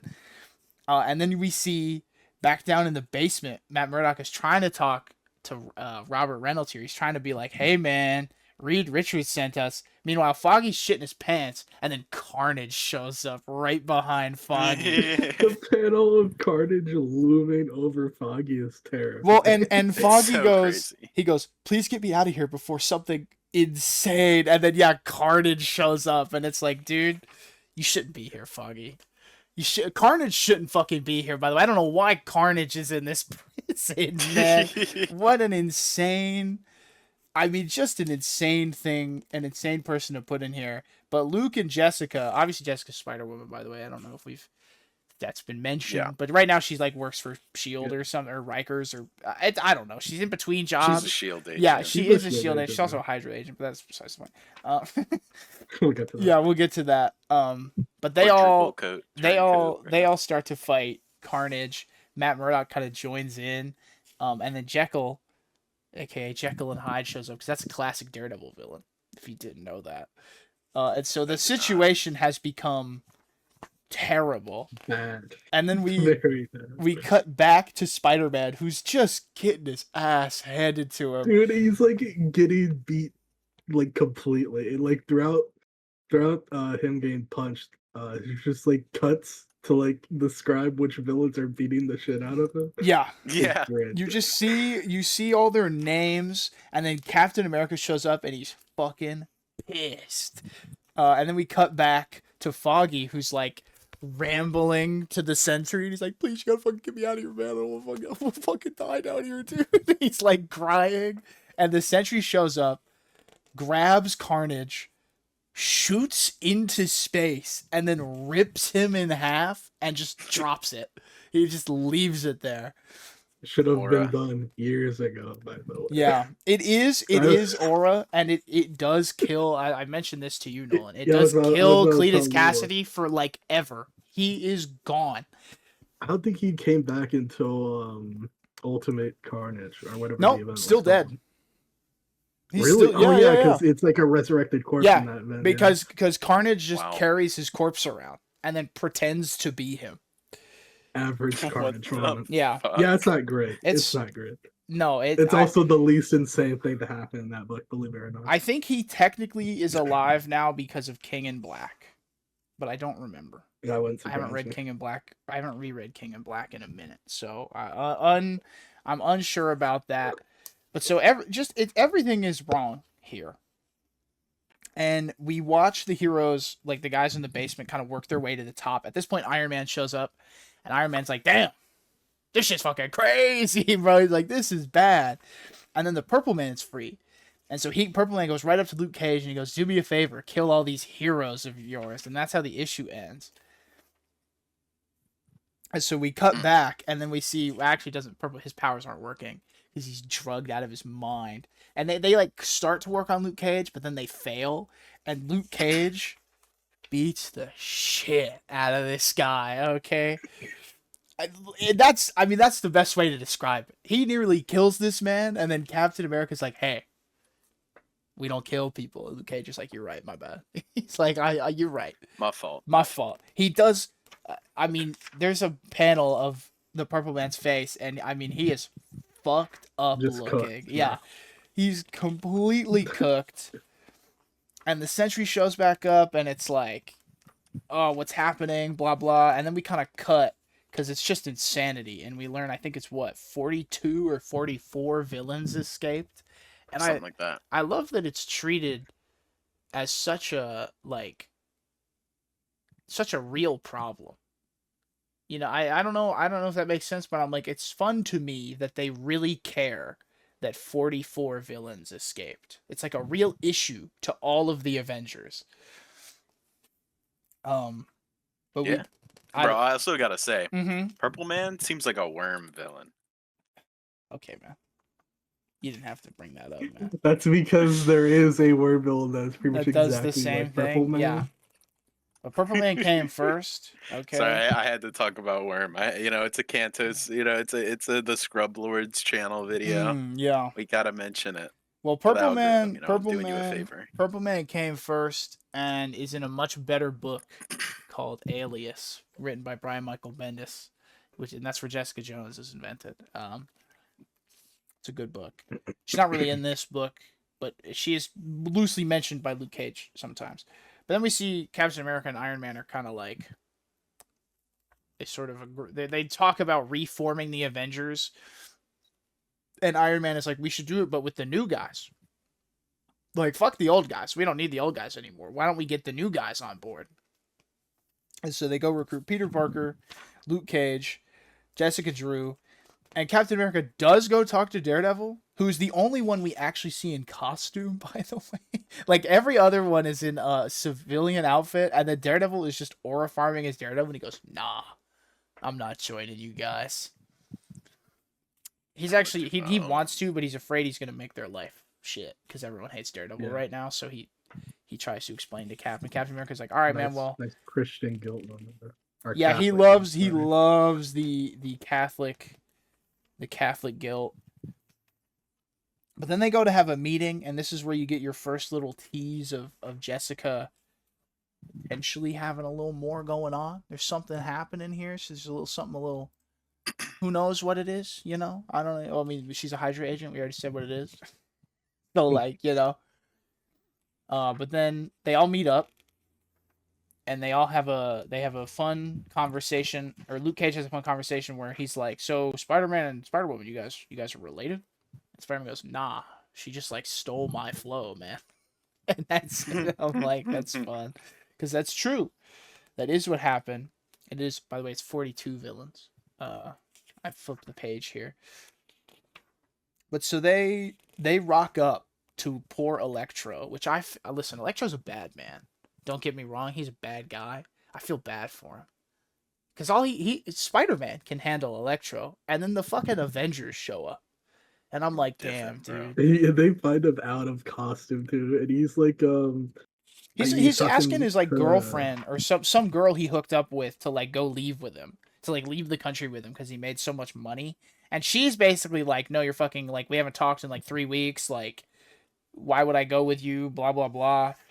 And then, yeah, the Avengers show up, and Spider-Man goes, hey, Max. And I'm like, dude, not right now, man. Not right now. But Tony puts him in, like, a bubble. And it's like, because Tony has crazy superpower. Like, he puts him in some electric bubble he can't get out of. And Luke Cage goes, hey, Spider-Man, when you used to fight him, how'd you do it? Spider-Man goes, oh, I'd web my hands up and beat the shit out of him. And Luke Cage goes, all right, do me. And then he beats the shit out of it. Or he doesn't even get to, because Electro, like, passes out. But he goes to do it. Yeah. And it's like, damn, man. Okay. Then you get more, there's another Jessica scene where she goes to the prison and then asks the guys about a bunch of stuff. Point is, the guy that paid Electro wanted to free a villain named Sauron, not the Lord of the Rings character, but might as well be. I mean, he's not anything like him, but fuck it, I don't know. He'd look cooler if he was the Lord of the Rings character. Yeah, it's supposed to be a play on words for Saurus, I think. It is, because he turns into a dinosaur. Yeah, that's his superpower. Yeah, pterodactyl hybrid, which is fun. But they go to the Savage Land, and because that's where he is, and there's another great Spider-Man conversation where he goes, "Man," Every time someone goes to the Savage Land, they crash land there. And Tony Stark's like, dude, that's not gonna happen. I know how to fly these things. And they immediately almost crash. And then Tony lands it, and he goes, see what I tell you. And then the ship blows up because a fucking T-Rex is here, and it's like, or something. I don't know. Some massive fucking dinosaur is here, and everything is fucked. And then Wolverine shows up, because why the fuck not, man? He's also Dude, following fucking Sauron. tries to assassinate fucking Jessica Drew, and Jessica Drew fucking knifes him in the throat. Yeah, Just fucking- With his own claws. she kills him with his Yeah. own claws. Or at least, hurts him. He can't really die, obviously. He's Wolverine. But so the team If that was sort of, anybody else, they would be dead. Oh, yeah, Imagine that conversation with Captain America, bro. they'd fully... Imagine that conversation. No, it'd be really bad. They'd fully be dead, but they get kidnapped. They get, like, knocked unconscious. And then they're naked, and they all wake up. There's a million conversations in this book, by the way. Spider-Man is a quick There's so much machine dialogue. written by I mean, it's a Bendis. Bendis Yeah, book, it's so... a Bendis book. There's an insane amount of conversations, but Sauron shows up in his human form, and he just goes on it's fucking nonsense, dude. Like, even the Avengers... Yeah, even the Avengers are like, dude, shut the fuck up, man. Like, nobody gives a fuck. And Tony, like, activates his armor, and they all get out. Cap says Avengers assemble, whatever. Wolverine tries to kill Sauron, and that turns him into the dinosaur, and he has a 5 speech bubble long monologue about how, oh, you've done it, I'm now the dinosaur. Like, this guy's dumb as shit. Okay, that's the whole point. He's fucking stupid. And then someone shoots him in the head. Turns out it's Yelena Belova, the other Black Widow, because there's 2 of them for some reason. Yeah. Why not? And they like follow her to this like Shield base, where Shield are just doing some illegal things, man.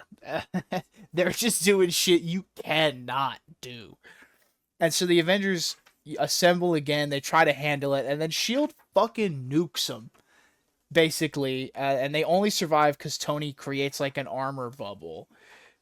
And this is where Maria Hill kind of comes in, who is the current director of S.H.I.E.L.D., because Nick Fury has just like fucked off. He's just doing shit. Nick Fury does that all the time. This is kind of a common occurrence from what I understand from the stuff I've read, where they'll be like, where's Nick Fury at? And it's just like, he's gone. He's doing something. We don't know. But Maria does not like superheroes, which I think is kind of fun. She's not a fan of these Avengers. Is she not like a mutant or something? No, No. she's just a normal Wasn't person. was she not Quake? No, Quake is No, a different Quake's a lady. different That's girl, Daisy yeah. Johnson. Oh my god, sorry, they look the same. Yeah, do they look do. very Oh my god. similar. Okay, They okay. I do. was really confused later on. They do look kind of the same, but no, Maria is just the director of Shield. She's just a what do they call him in House of M? They have a a- slur for A regular. sapien or something like a that. sapien or something, yeah. Yeah, but- she's a hard ass. No, Maria That's what she's famous for. Yes, Maria's a hard ass. She does not like superheroes. She doesn't respect the Avengers. But the Avengers decide to recruit Wolverine, because Tony's like, that guy could be useful. Now, Cap does not want Wolverine. Cap is like, he's a murderer. And Tony's like, okay, dude. Who cares? Tony just doesn't care. He's like, We I all don't... low key have a body count. Well, it's that's, fine. yeah, he's like, we've all killed people. And Cap's like, yeah, but not like him. And Tony's like, all right, we'll give him a I killed chance. Nazis. Yeah, well, right. Yeah, Cap's like, I fought the war. Okay. Also, Yelena got, like, burnt and disfigured. Yeah, because Sauron, he woke up again because he Fucking copied Wolverine's regeneration powers. So he just healed and He has fire fucking breath. spat fire. Yeah, He spat fire all over Yelena and basically almost killed her with it. Yeah, So and when then she wakes up, she's just Mhm. covered in like the worst burn scars like ever. Yep. Like her entire body's just ruined. and there's a mysterious voice that is like, if you could, would you like to get back at the Avengers? And she says yes. And you're You just had a chance to change your fate. Yeah. Oh, would ya? Yeah. Then we cut. That's the end of the first arc. which I think is a good time to say, what do we think of the team here, lads? What do we think of the new Avengers? I love Spider-Man. I mean, everyone loves Spider-Man. Everyone loves I Spider-Man. I liked Luke Cage more than I thought I Dude, would. I love I Luke. mean, Yeah. I don't dislike Luke Cage, obviously, but he's like kind of he never really gripped me as a character. He's just kind of like he's just a dude, in my opinion. He He's is. just kind He's of a cool Power dude. Man, man. But I do like how refreshingly almost mundane he is compared to everyone else. No, Especially yeah. fucking Iron Man, who's like losing his mind, basically. Like every Iron Man's book. doing tweaker shit, dude. Listen, Iron Man's a crazy person. Yeah. Um, Loki.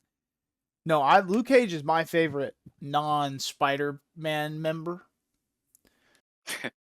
He's just chill. I mean, Spider-Man's Spider-Man. It's like I can't. I like you know. Captain America a lot. I'm a big Captain America. You've been on that Cap shit since the Jack Kirby stuff, man. You know you've been you stand with the Captain America agenda. I love okay? Captain America. I feel like, oh, dude, I just love him. I just love him. He's cool. And what I really like, which we'll talk more about whenever we get to Civil War bullshit, is how much he cares about his team.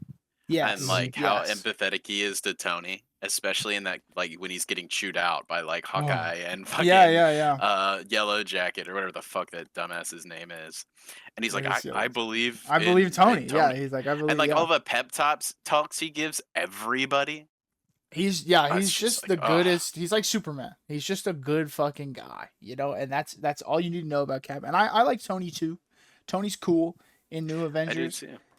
His armor's great. I don't remember if he was. I think he might have been talking to Luke Cage whenever they were like getting the new Avengers. I think I don't remember exactly. Yeah. And Luke Cage is like, listen, I got a lot of fucking baggage. You know, everybody thinks I did this and that. And like I don't do heroin. You know, like that's all bullshit. And yeah. And he goes, listen, you see that guy right there?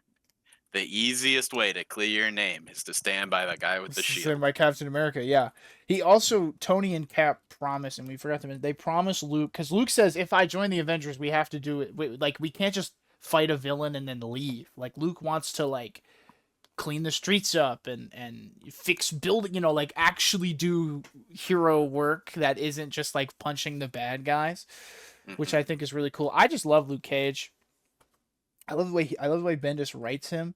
Jessica's cool, also, but I think she's a little redundant because we already have a spider person on the team. I don't know that I need another. She's not very one. spidery. No, that's the whole She point. like flies around and shoots lasers. Jessica exists because Marvel wanted to copyright Spider-Woman before someone else could. That's dumb. That is why they invented her. No, it is really stupid. Like, and she's well written. I don't think she's bad by any means. She's kind of used for the sex appeal, to be completely honest. Yeah, it's a little lame. David Finch, you will never. I was about to say you will never see a body like Jessica's ever again, unless you're in a David Finch comic book. Because goddamn, but she's cool, and the whole double, when we get to the triple double agent bullshit, like it's fun. I just think she's kind of the weakest member because I'm like, there's a lot of other female Marvel characters that you could use that I think would be more interesting. Yeah. But Wolverine also cool. I'm like, I like that guy. I like Wolverine. It's kind of hard to not like Wolverine. But getting back to arc number 2 here, we lead with Iron Man. And I'm interested on your thoughts on this here, Nolan. And he goes to meet with the Illuminati.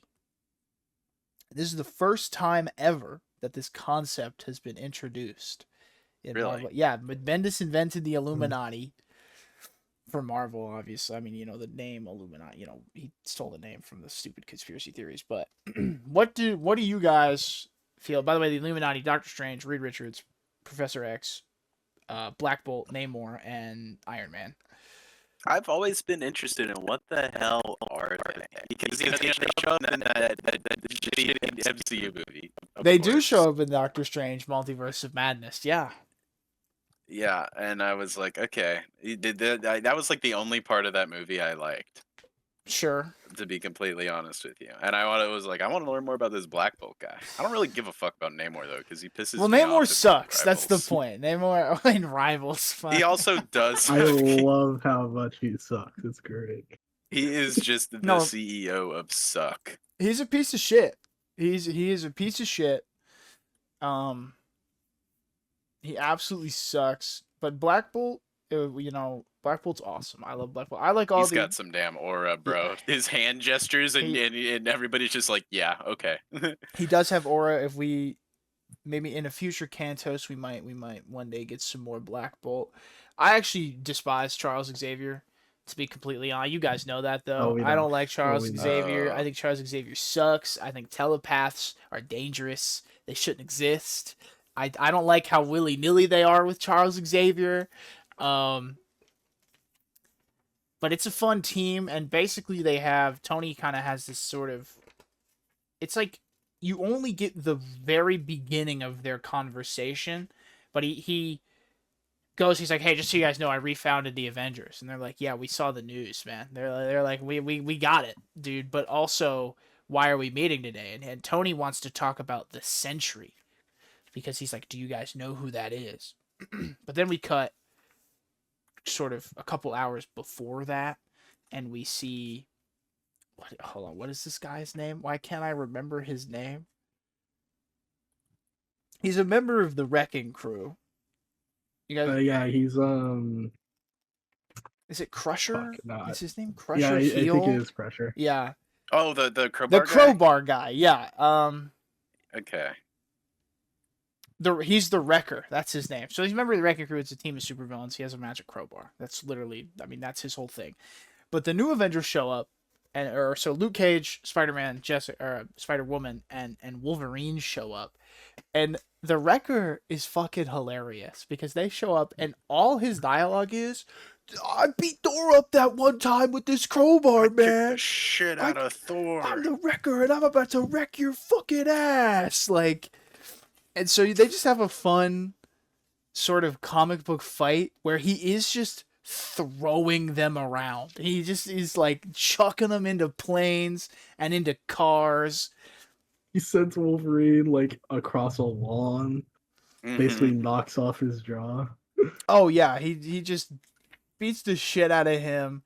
And then Jessica has like another gooner sex appeal moment. So weird. But before we we get to that, we get one little cut of Tony and Steve finding Robert Reynolds in a cave, and he's like, "You guys need to leave. The Void is coming."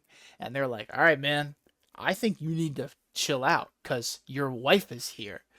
And he's like, "What? I killed my wife." And then Tony goes, "Also, here's real comic book writer Paul Jenkins, who invented the Sentry in real life, and he claims you're a comic book character he invented." Shit's crazy. And then the issue ends. So crazy. And the next issue begins. You get a little bit of a Sentry. You see the Sentry, like some of these Sentry comics. Now, Nolan, you don't know anything about like the Sentry. A few spreads of like. Classic what? So I actually hate this style. character. I actually don't like the Sentry because he was invented by Paul Jenkins in like 2004 for a book called Sentry. It's 5 issues. It's a 5-issue mini, and in it, Sentry is like a washed up. He lives with his wife. He's got his dog. He's washed up. He's not a superhero anymore. But he like his memories come back to him, and he's like, oh, the Void is gonna come back. And he basically every issue is him going to a different Marvel character, and the Sentry's origins is that he was a real famous Marvel character in like the 60s. Like he's been around the whole time, even though he's not. Like he was invented in 2005, but his origins are he's been around the whole time. But every time he does something good, the Void has to do something equally as evil, and so he like makes himself forget that he was the Sentry, and then in the Sentry book realizes he has to like be the Sentry again, and so that's Sentry's origin. Uh-huh. And you see in the Sentry miniseries, each issue has like fake covers from what the Sentry comic would have looked like if it was around in the 80s or the 70s or the 90s or blah blah.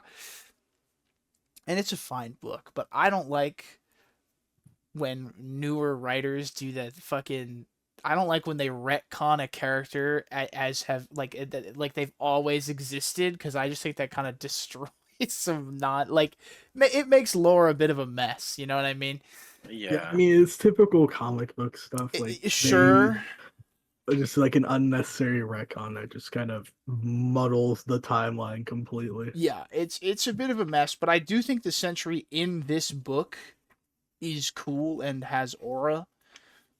Oh yeah, Yeah, he's sick. he's love cool. But we cut back to this fight. Basically, Jessica has some hormones or some pheromones that make like dudes It's some attracted to her. silk nonsense, It, bro. well, it Some is like silk, fucking but so she like makes the Wrecker get like so into talking to her, and then Wolverine just fucks him up, and everyone Just stabs the shit he out stabs of the shit out of him, and then everyone takes a turn at like beating him up with the crowbar. And then Jessica has a conversation where she's like, "Yeah, so I've got these like pheromones that make guys like love me," and all of Spider-Man and Luke Cage are like, "Dude, we love our wives." So like, we really weren't understanding what was happening here. Like, it didn't make any sense. And then Wolverine is like, "Oh man, you should have said something about." Wolverine doesn't have a wife, dude. He has no problem with the pheromones. Okay, he's a fucking whore dog. But then we get Freak. pretending, Yeah. pretending that he has a problem with it. He's like, "Oh, you should have said so." Whoa.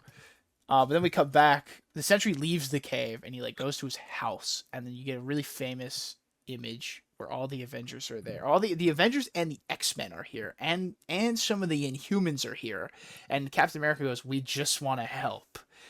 And the Sentry starts to like completely freak out. The Void shows up, and so Emma Frost like goes into his mind and discovers that his memories have been fucked with, and but he wanted to like one day fix his memories or whatever, so he like made comic books that were his memories so he could read the comic books and then like remember who he is. It's such a strange twist. I mean, this is the Sentry, and this is why I can't stand this. I'm like, this is nonsense, man. I like when I was reading it, I was like struggling. I was like, "What the fuck?" It's a great Very visual. It's a convoluted. cool visual though, and like it's like in the Sentry book, you see all these fun, like really the old classics. Like it looks like a '60s drawing of the Sentry drinking this scientific formula to become a superhero, and you see like a live action real photo of a guy in a Sentry costume that was used in the mini series, and it's It's a little rough looking. it's kind of like, listen, the whole thing is nonsense. Meanwhile, the Avengers are getting their ass beat by the fucking Void. Yeah, And then he's like changing shapes, dude. It's like starts as like a little shadow demon, and then he becomes like this fucked up like fire hell hell creature, and then it turns into like a Nargalite from Warhammer. yeah, he's like a Shit look weird. like a fucking xenomorph. Yeah, low-key. it's just like a crazy amalgamation of all these aliens. But Emma Frost like brings in a memory that Bob has from his wife, like the memory of like when he said like he loved her or whatever. And it's very well written stuff going on here with Emma Frost and Bob. And they like turn the Void off, and then he magically becomes the Sentry again and has all his memories, and he's like awesome. And then you see on top of the new Avengers sort of tower, Tony owned, it's like the Stark Industries tower technically, but on top of the new where the new Avengers are stationed, this big black crazy like tower shows up, and it's the Sentry's tower, and he's now a part of the new Avengers. And so then Shit's crazy. Like, what's up with that? well, he's there. And then we cut back to the Illuminati, and you have a moment where they kind of wrap up. They're talking about all this thing, and they're all like, all right, well, the Avengers can handle the Sentry. Cool. That's fine. And then Reed goes, so I've heard some rumblings. What happened in the Savage Land? And Tony goes, nothing. Just usual stuff. And Namor goes, nothing we need to discuss? And Tony goes, no. because Shield is bad, so they like don't want to discuss the fact that Shield is Mhm. like completely fucking cooked. And then after this, I believe is House of M, right? Yeah. So after the Oh, no, Pretty Century sure. arc, we get we've got the Illuminati one shot as well. well, there is Ah, the Illuminati one shot, but the Illuminati one shot is just it's it's a prequel to the main Illuminati miniseries. And it's kind of like the miniseries, and where every issue is just kind of like it's a snapshot from a certain Marvel event or Marvel's famous storyline of like the Illuminati meeting and then handling it and mostly making it worse. They're kind of bad. The Illuminati are bad guys. They shouldn't be doing this. But we'll get to that later if we read more Avengers down the line. But the one shot's it's just some crazy shit. it is some crazy shit. But the one shot just kind of shows them meeting up and being like, we should form a team. And I think in the one shot, Black Panther is like, no, this is stupid. Yeah, he says, walk away from the table. Yeah, Walk but away. It's Black like- Panther is the first one to protest it. And Namor also Oh, protests. fucking Namor, man. But I mean, he does. I mean, he does fold. well, and Namor does some shit. I think they even say there because it's written by Bendis as well. But I think there's even a line where Namor is like, "If you fuck with if this blows back on Atlantis, I will kill you all." And I think one of them is like, "Why do you go to that every time?" They're like, "Well, can we calm down, man?" Like, Yeah. But yeah, I think it's Iron Man. he's just like, That's "Why maybe is it he's every arguing with. every sentence out of your mouth is Atlantis will take over the overworld?" Like, okay, dude, fucking chill out. But it's fine. The Illuminati's cool. We're not supposed to have read the 6-issue miniseries that is Illuminati, but somebody here did read it. I didn't know. I was a Um, little confused. Nolan doesn't know what he's doing. So he read the 6 issues that were the Illuminati book, but we're not supposed to talk about that yet. That's for future Cantos. So we will hold off on that. But yeah, the one shot's cool. It's a fun setup. I love the idea of the Illuminati, and it's sort of all of the reason we're starting with this, which I think we mentioned briefly at the first half of this video, but the reason we're reading this is because Marvel used to be like connected, and their stories used to lead into one another and like be important. And the Illuminati are an idea that gets paid off like 10 years down the road in Secret Wars. And it starts here. Everything starts here. This is the start of the road to Secret Wars. To Secret Wars 2015, I should say, because there's a couple Secret Wars actually, but including Nick Fury's Secret War, which I think Wolverine mentions in this book, but that it doesn't matter. That happens in like 2003. It's fine. We know Daisy Johnson's in it, Quake's in it. It doesn't matter. None of that matters. What does matter is House of M, which is our first event in this little grouping of books we've decided to read. I actually kind of loved it. I can't lie. I actually kind of loved House of M. Dude, I remember when I was reading it and I messaged you like the It's Peak Yeah, thing, and yeah. you're like, huh, interesting you'd say that. I was like, maybe he doesn't think it's peak, and I started doubting myself. Well, And you read it, and you're like, okay, yeah. that was crazy. I don't know. House of M's gotten a lot of, it's gotten a lot of flack in the I recent think it's years. mainly because of that The Wanda thing. that infamous. Well, yeah, the Wanda stands and also that infamous Spider-Man image that's been going around. You know what I'm talking yeah, about. I don't like. So getting into House of M. So the beauty of it, and honestly, I could have read more of House of M. By the way, it's only like 8 issues, and I'm like, man, this could have been like 20. I'm like, I fully would have loved to be in this It's world. really fast. And I would have loved to explore more of, and maybe there's tie-ins, and we're not reading tie-ins here. We don't fucking play that game, okay? But maybe, but because tie-ins are bad. But I would have loved more of whatever Bendis's idea was for this world. But the idea of House of M is the first issue opens, and Charles Xavier is having problems with Wanda because she's fucking insane. And Charles is like, I can't fix her, and I don't know what to do.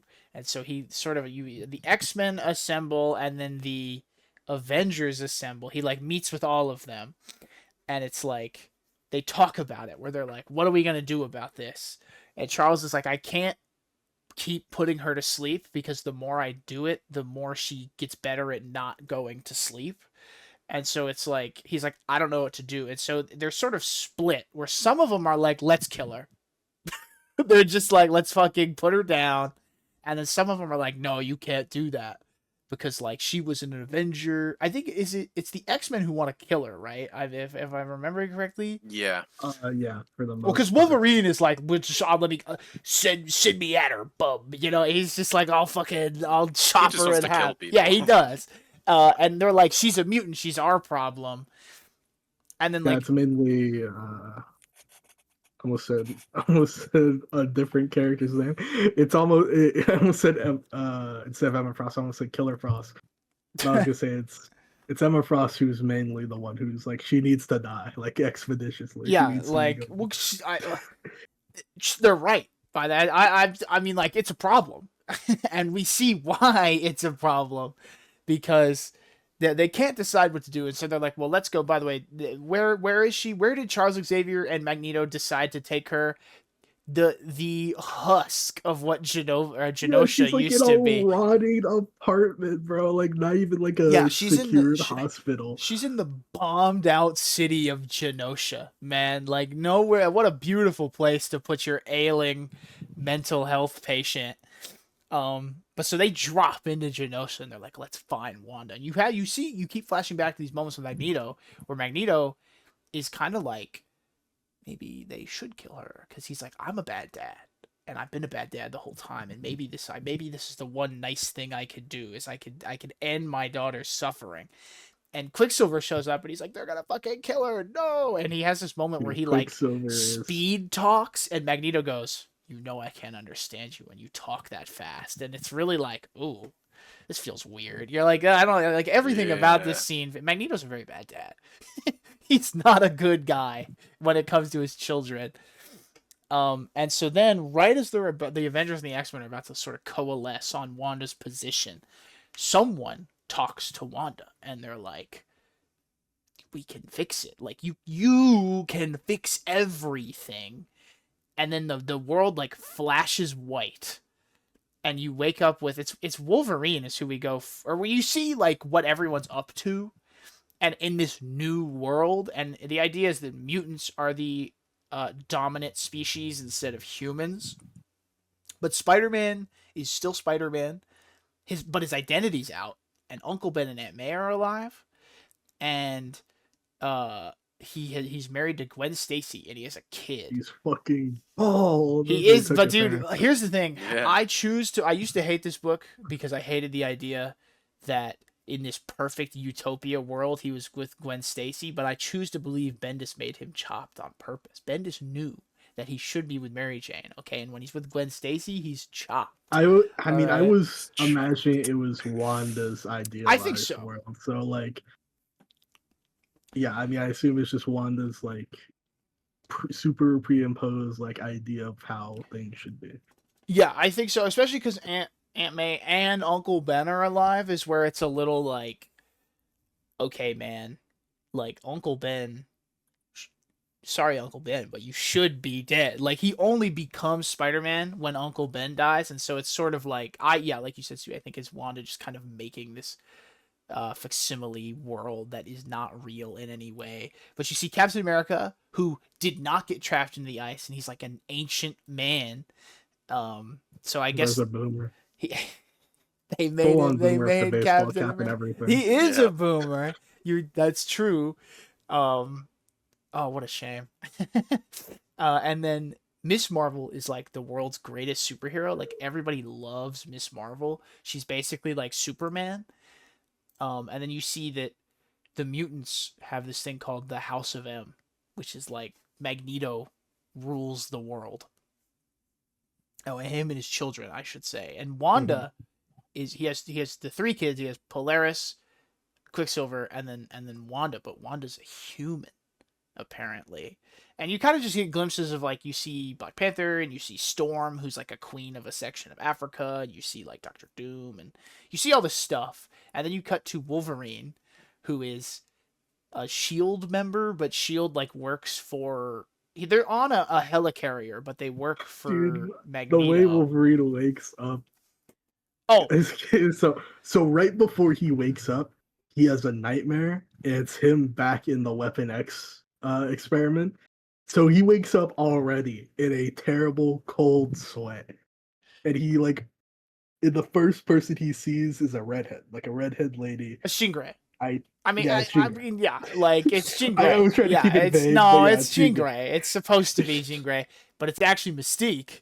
And she's like, "What? I thought you liked redheads." And then he's Yeah, he even. like jumps on her, ready to kill her because I the know, dude. nightmare. He's even. And He's he like even. turns back, and and then he's freaking out, like bursts out the room. The second thing he sees is like I think it's Psylocke and Toad, Psylocke and and they're Toad. wearing Yeah, yeah. and Toad's they're on the wearing like these team. fucked up uniforms. And Toad goes, "Sir," and I- he immediately runs outside. He's on the helicarrier, like you said. It's the most insane thing ever. They're like fucked up like Iron Man amalgamized like It's like a whole. They're a task force for Magneto, basically. Sentinels. Yeah, They- they're the whole thing is fucked up. But it's I love the panel or the page or whatever of him when he gets out into the open air on the helicarrier and he just looks out at everything, and because that's the moment where he goes, I remember it, and he like has all everything because obviously he doesn't Wolverine never used to have memories of his childhood or his life pre Weapon X. And so now it like all comes back to him for the first time ever. And they're all like, Wolverine, sir, stop. What are you doing, Logan? Like, calm down, A man. stitch popped. Yeah, And he's like yeah, having a yeah. mental breakdown. In this sneak, she chases after him. She finds him leaning on like a railing, and I sent this image. Yeah, he like looks at her, um, and he just fucking jumps off the railing. Just Mm-hmm. It's a great sequence, by the way. I have to say, I love. I meant to mention House of M, obviously written by Bendis, but it is. I'm trying. Let me find the artist here. terrible day to be Wolverine, man. Oh, it's every day is a terrible day to be. Olivia Coppel is the main artist for House of M, and I love the way they draw Wolverine jumping off of the fucking Mhm. the helicarrier and then crashing into like a building. Yeah, he doesn't have any parachute or anything. He's just No, like he it just is like and he slams into the building and he's like, "Oh fuck, this is so fucked up." And then this is where you get like Luke Cage and Hawkeye are running basically this underground sort of like gangster kind of thing, but they're like the revolutionary guys trying to fight back against Magneto because obviously and Wolverine sees some of this when he like crashes down. He escapes from all his teammates, and he sees like the amount of there's just a ton of discrimination against humans. yeah. And there's a great moment where he's at a bar and he tries to like call Professor X's house, and then no one picks up, and then you see like he's at the payphone or whatever it is, and you see in the background these like mutants are beating the shit out of a human, and you just see him like pop his claws, and he walks over there. You don't see what he does to him, but then the next thing is he's at Professor X's house, and Professor X is not there. There's no Charles It's just some Xavier, random family. Yeah, it's some random rich dude. just a random guy, and it's like, oh, well, this is fucked up and a little crazy. This is odd. And so then when he's like going back into the city, his team find him or whatever. And then this is when Luke Cage or Cloak grabs him, I think is who it is, because Cloak is on the team, but no Dagger, I don't think, which was kind of interesting. Um, but they bring him there and they start to talk to him, and Hawkeye actually fucking shoots him in the head with an arrow because they're like, "Take your tracking chip out now!" And Wolverine is like, "Hawkeye, aren't you dead?" We just like, all right, man, you don't got to do that to him. And then Luke Cage is there. Obviously, he's a team member. Luke Cage goes, "Luke, it's me. It's fucking Wolverine. Like, calm down." Then the Sentinels show up. Shit goes to shit. Okay, it hits the fan. They get out of there, and you have this moment where there. I don't remember her name. What's the little girl's name? Do you guys remember? Oh God, I think it was something with an E, like Eve or something. Hold on. I don't I know. think. Let's see. Let's see. Let's find out. There's a little girl who is not a mutant. Elodie? Elodie? I don't know. Hold on, I'm gonna find out. Hold on. But she's not a mutant, right? She's like No, she's not me. So what happens after, if I'm remembering correctly, like the Sentinels find them, and then Cloak teleports them all out, and they have a conversation where Wolverine explains himself more because they didn't really let him explain before Hawkeye shot him.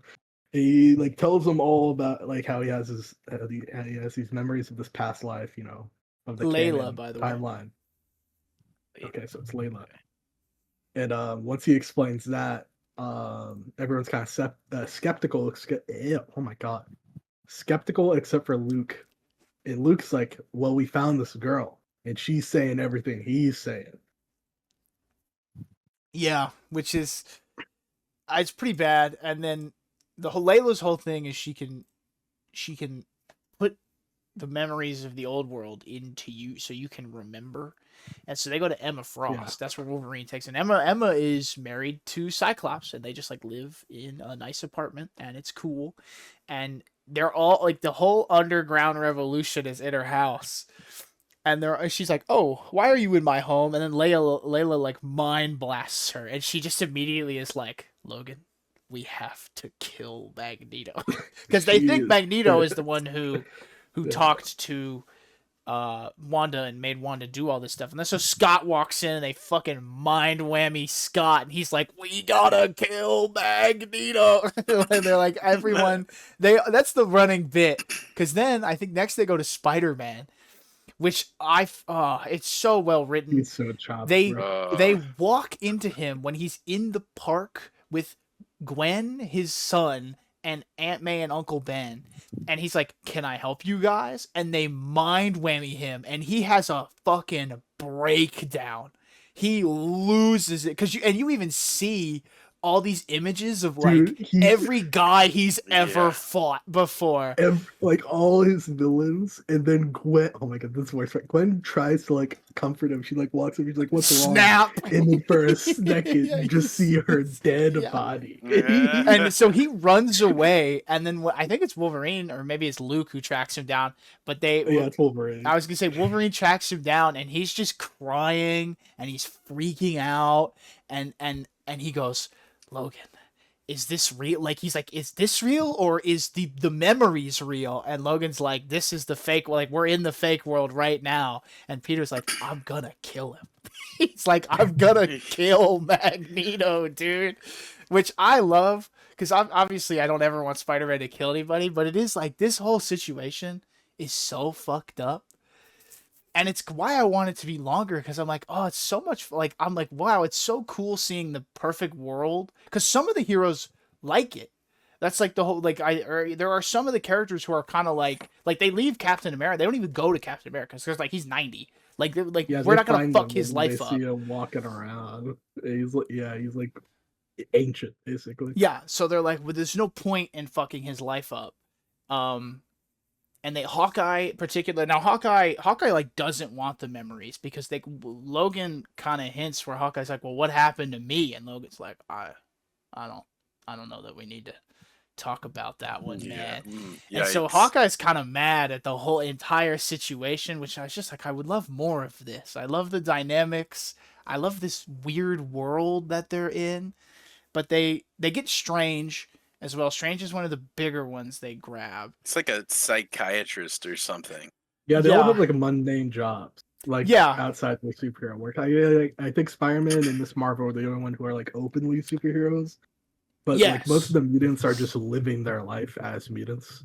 Like they just have powers, right? Too. And then most of the non-mutant heroes are just like existing in like somewhat okay jobs. But they make it a point that Miss Marvel and Spider-Man are they're like the only heroes who are not mutants, but people are okay with that.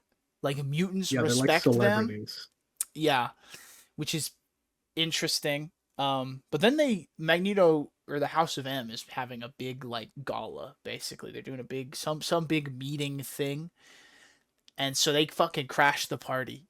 And their main goal is they want to look for Charles Xavier, I think, so he can mind whammy Wanda, or also give everyone that has ever existed their memories back. I don't exactly remember, but they're trying to find Xavier, who just doesn't exist, by the way. He's just not in this universe. Neither is Jean, which is also... It's interesting that Wanda left Emma, but then killed Jean and Xavier. Well, Jean was already dead, I guess, so she just didn't bring Jean back to life. But she kills Xavier, although there's no body. They dig his grave up, and there's just nothing there. Yeah, because I think it's the last issue we were just talking about. It ends with Magneto. He was talking to Polaris, and he walks Yeah, off, and he's standing over like the memorial grave. Charles Xavier. Here lies Yeah. Charles Xavier, and they eventually, so they all want to kill Magneto. That's the whole vibe. They're like, Magneto fucking did this. We have to kill Magneto. And then so a couple of them go to Magneto, and then they mind whammy him. And it turns out that Magneto didn't do this. Quicksilver did.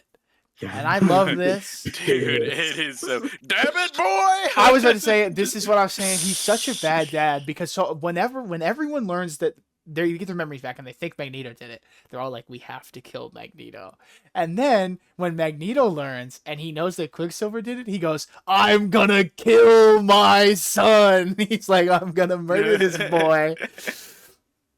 And they beat the shit out of Quicksilver, or they like grab him or Magneto grabs him and he's like, you Oh yeah, he diffs him. he diffs him, and I love this.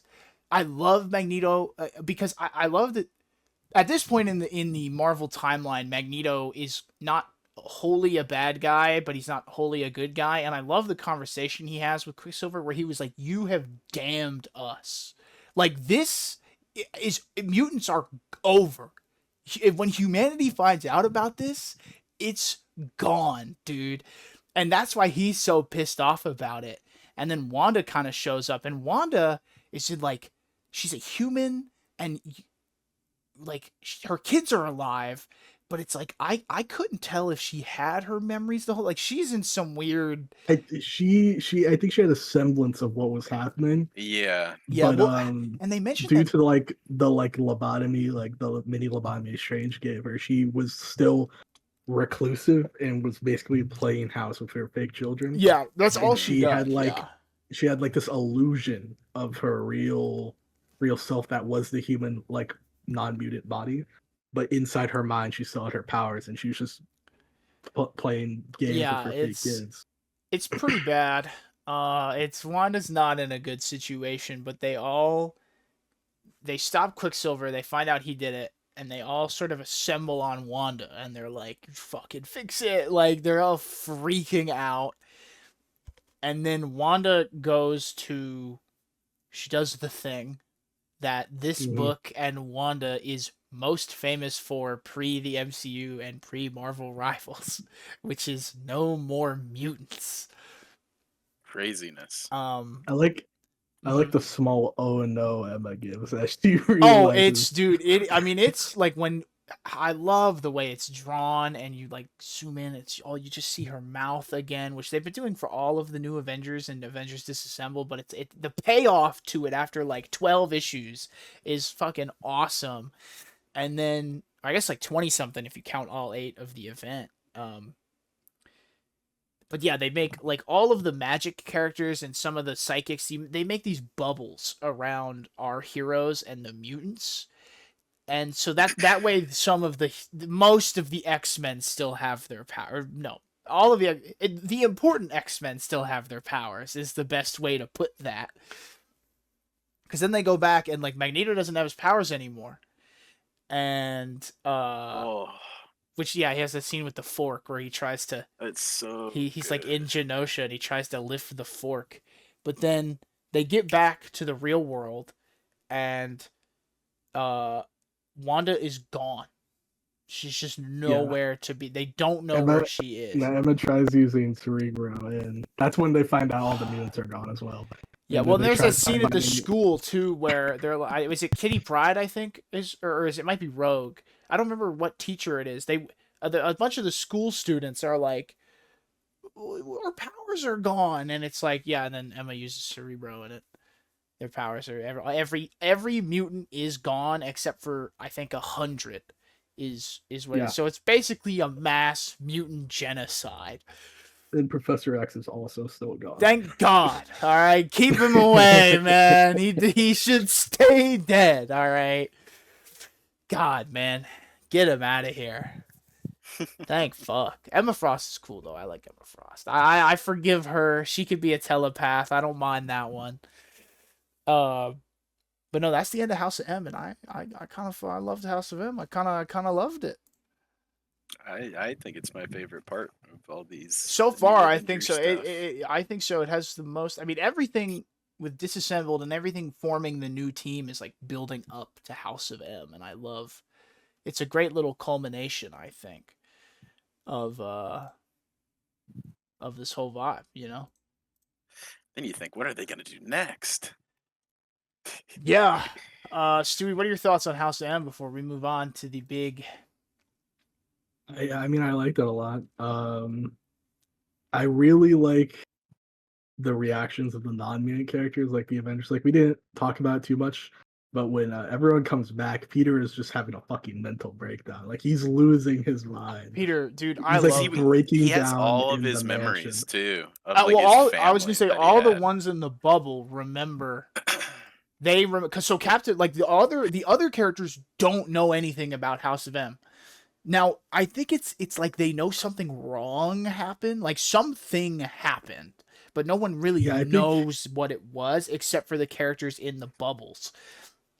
And Spider-Man, I don't remember if they do erase his memories, but he has that moment where he's like, "Take him out!" Like he's like, "I don't fucking Hmm. want him." He's like real sad the whole event. Like he's crying constantly, and every character is like, I've never seen Spider-Man act like this before."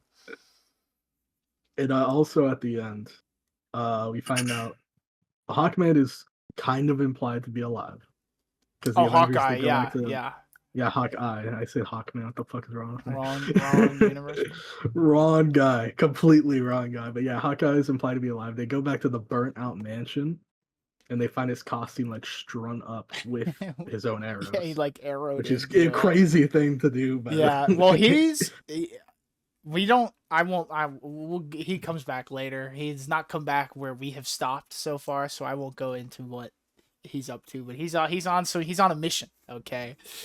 Yeah, Um, and we also find Wanda's alive. She's just fucking she's in cheesing. Mount She's just Wundagore, by the way, which is a yeah. very famous Marvel location, but that no one knows she's there, and she does not have her powers. I think, which is how they can't find her. Huh. I think and that'll come back up later. But right after that, we get right back into New Avengers shenanigans with the Ronin arc. Um, Basically, they're doing some stuff with. They're still trying to find all the people who escaped, and one of the guys who escaped is Silver Samurai, and he's like got some weird, crazy deal going on with Madam Hydra, and they're like, "Oh shit, we gotta go. We gotta figure out how to like infiltrate the Hand, because the Hand are there. Because Silver Samurai's like working with the Hand, who are trying to team up with Hydra, and so the Captain America's like, Daredevil, we need your help, and he's like, I'm not gonna do it, but I know someone who can, and so they recruit Ronin, who has like a very fun, crazy ninja action sequence where Ronin sneaks into this facility and is like spying on them and doing ninja stuff, and then they find Ronin out. So Ronin goes back to where the Avengers are staying, and they have a big And fight. Ronan drops on like the Avengers doorstep, just riddled with arrows Yeah, and like an Ronin. eye. Ronin like, I'm is sorry. I'm Ronin. sorry. Ronin is fucked up, and um they have a crazy action sequence, and I just want to say it's one of the few times I've ever actually seen this in a comic book. Luke Cage gets thrown out the building, like out the Avengers Mansion Tower thing, and he gets in the elevator, and then you see, as if it was a movie. Now this is a thing I haven't gotten into it. It's called widescreen comics. The early 2000s is known for being more cinematic and framing your comic as if it was a movie or a show, more more so than usual. But the onomatopoeias in the elevator are playing a real song. Oh yeah. I can't remember the song name off the top of my head. Hold on. It's staying alive, isn't it? No, it's not No, Staying it's not Alive. staying alive. It's Ain't Nobody Gonna Hold Me Down. That's the furthest I'll go with that because we don't own that. And I'm not paying for it. The video's gone. The The video, song's we gone. might have cooked the video. That one It's lyric cooked the video. entire It's a thing. great song. I love it. It's such a fun, like, in the moment of this, very, again, a very cinematic moment of like, and he's getting in the elevator and he like puts his hands up and he's getting ready, and then the elevator door opens and he goes out swinging. it adds to my Luke Cage love, by the way. That's That's what I'm saying. You break just my have a stride, chill by dude. the He's just way. a normal dude with unbreakable He skin is. and I strength powers. normally I'm the kind of guy where I'm like, wear your costume, but I love that he just doesn't. I really do love that he is just a normal guy. But they He's investigate the just a hand. cool guy. It's just a chill dude. So they investigate the hand. The sentry still not being any useful. He's having good days and bad days, so he's just sort of tweaking out with his wife, I guess. By the way, Yeah. Ronan is revealed to be Echo, who is deaf. Echo has a TV show that I don't think any of us watch. I wasn't expecting. Excuse me, Jesus. I wasn't Well, expecting it to be I mean, Echo. So I know that I said I wasn't going to say what Hawkeye does, but I do think all of us know that Hawkeye gets up to some things in a Ronin costume, so he Yeah. might take it. Yeah, I was gonna say on the Echo thing, we do see Captain America talk to her. They're like she's out of frame. Yeah. Like we see like a woman's like head with like a full head of hair. Yeah. And she doesn't say anything, but he does talk to her beforehand. When she recruits her for the mission, and the Ronin costume slaps. I love this whole It's little such a Ronin good thing. costume. It's a Mhm. great look. I love it when Hawkeye's going to use it later, but we'll get to that one day in a future Cantos, because that's in New Avengers and Avengers, I think. But this kind of all culminates with they like get Madam Hydra. They fight Silver Samurai, and he's like, "Wait, like did they go to Japan?" I'm like, oh Yeah. yeah, Yeah, they it's in fucking Japan. fly to It's- Japan or whatever. They're in Japan. It doesn't matter. And they realize they've kind of made a big fucking mess of this situation. They're like, this is a problem. But they get Madam Hydra, and then this is when it's fully revealed that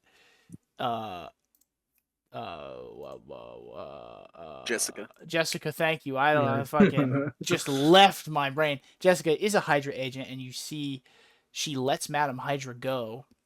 Almost she kills had Captain America in the process. He finds Madam Hydra first. That's what happens, and they have a little conversation where Madam Hydra's like, "You're gonna let me go, or I'm gonna ruin your fucking life."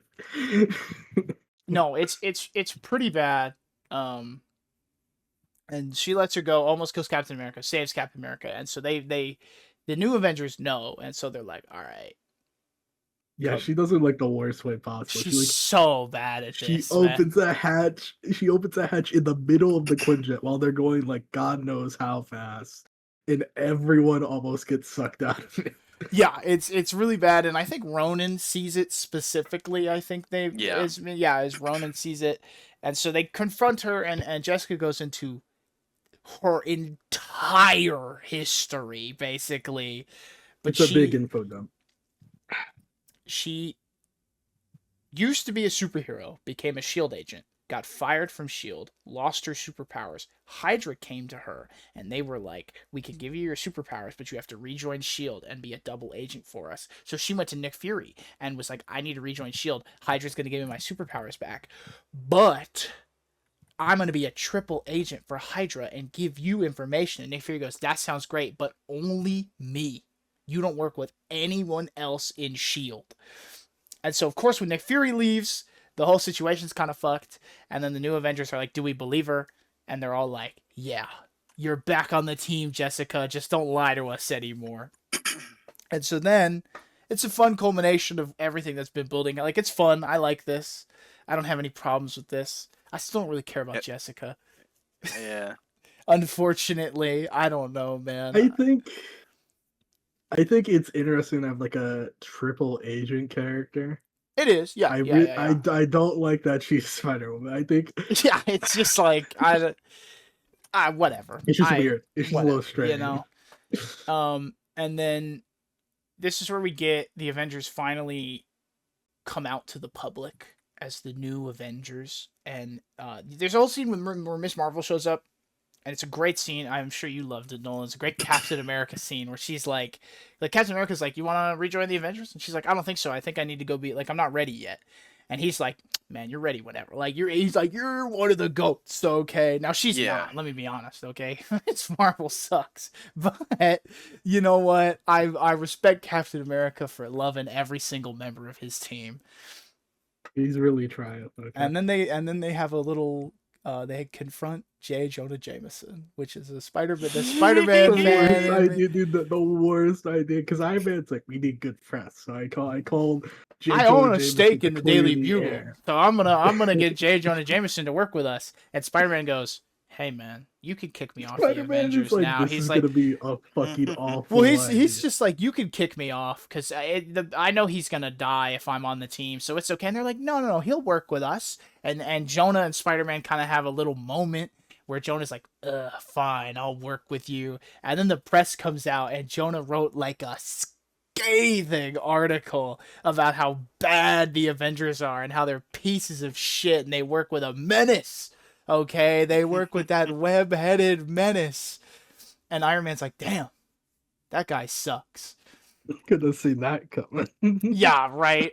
And the last little arc on the road to Civil War is the Collective, where this guy named Michael, some dude in Alaska, gets hit by this energy beam, and it's all of the energy from the depowered mutants after House of M. And he's just like he's just walking. And no one knows what he's doing, but he's causing havoc. Like, he kills Alpha Flight, which is a team of Canadian superheroes, by the way, Nolan, if you didn't know that. I gathered. Yeah, that's fair. They're neat, I guess. They fight, or Wolverine used to, well, yeah, he kills them. And then he gets to America, and so the new Avengers kind of show up. And at this point, Vision is alive again because he comes back to life in Young Avengers. And it's like a weird younger version of it. It's not the full Vision. He's not fully back yet. That doesn't really matter, though. Spider-Man and Vision are tasked with working with S.H.I.E.L.D. to sort of figure out. It's actually a great moment where Tony's like, Spider-Man, you and Vision go to S.H.I.E.L.D. You figure out how we stop this. And Spider-Man's like, why me? And Tony goes, man, you're not an idiot. It's like, I know you're a genius. Go use your brain. Which is kind of fun, except as soon as they walk into the helicarrier, Maria Hill is like, all right, arrest Spider-Man. We got to talk to him about House of M. Immediately presses him. She's like, I need to know what, and it's the way it's written, it has so much gravitas, where she's like they get in the helicarrier, and Spider-Man's like, okay, we figured it out. I know exactly what he is. Oh God, he's all the mutant powers from House of M. And Maria Hill goes, what's House of M? Spider-Man goes, oh, Vision, we gotta get the fuck out of here. It's like, we Vision, gotta go. We Vision, gotta scram. we need to leave right now. And they knock him out with a bunch of telepaths, which I love that S.H.I.E.L.D. just has telepaths on call.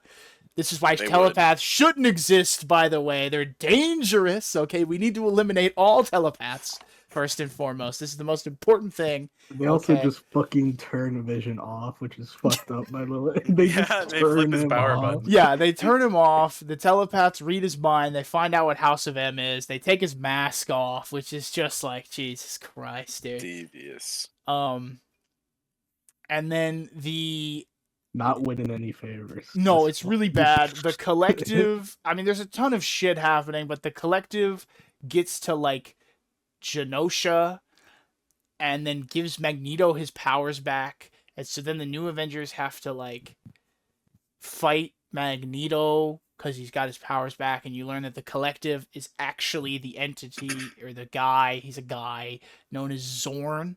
He's an X-Men character. Zorn's cool. Maybe one day we'll read those books, so I won't go too much into Zorn. It doesn't really matter, but Magneto goes away. They capture Magneto, and then he disappears, and they take Michael. S.H.I.E.L.D. takes Michael somewhere. I don't fucking know, dude.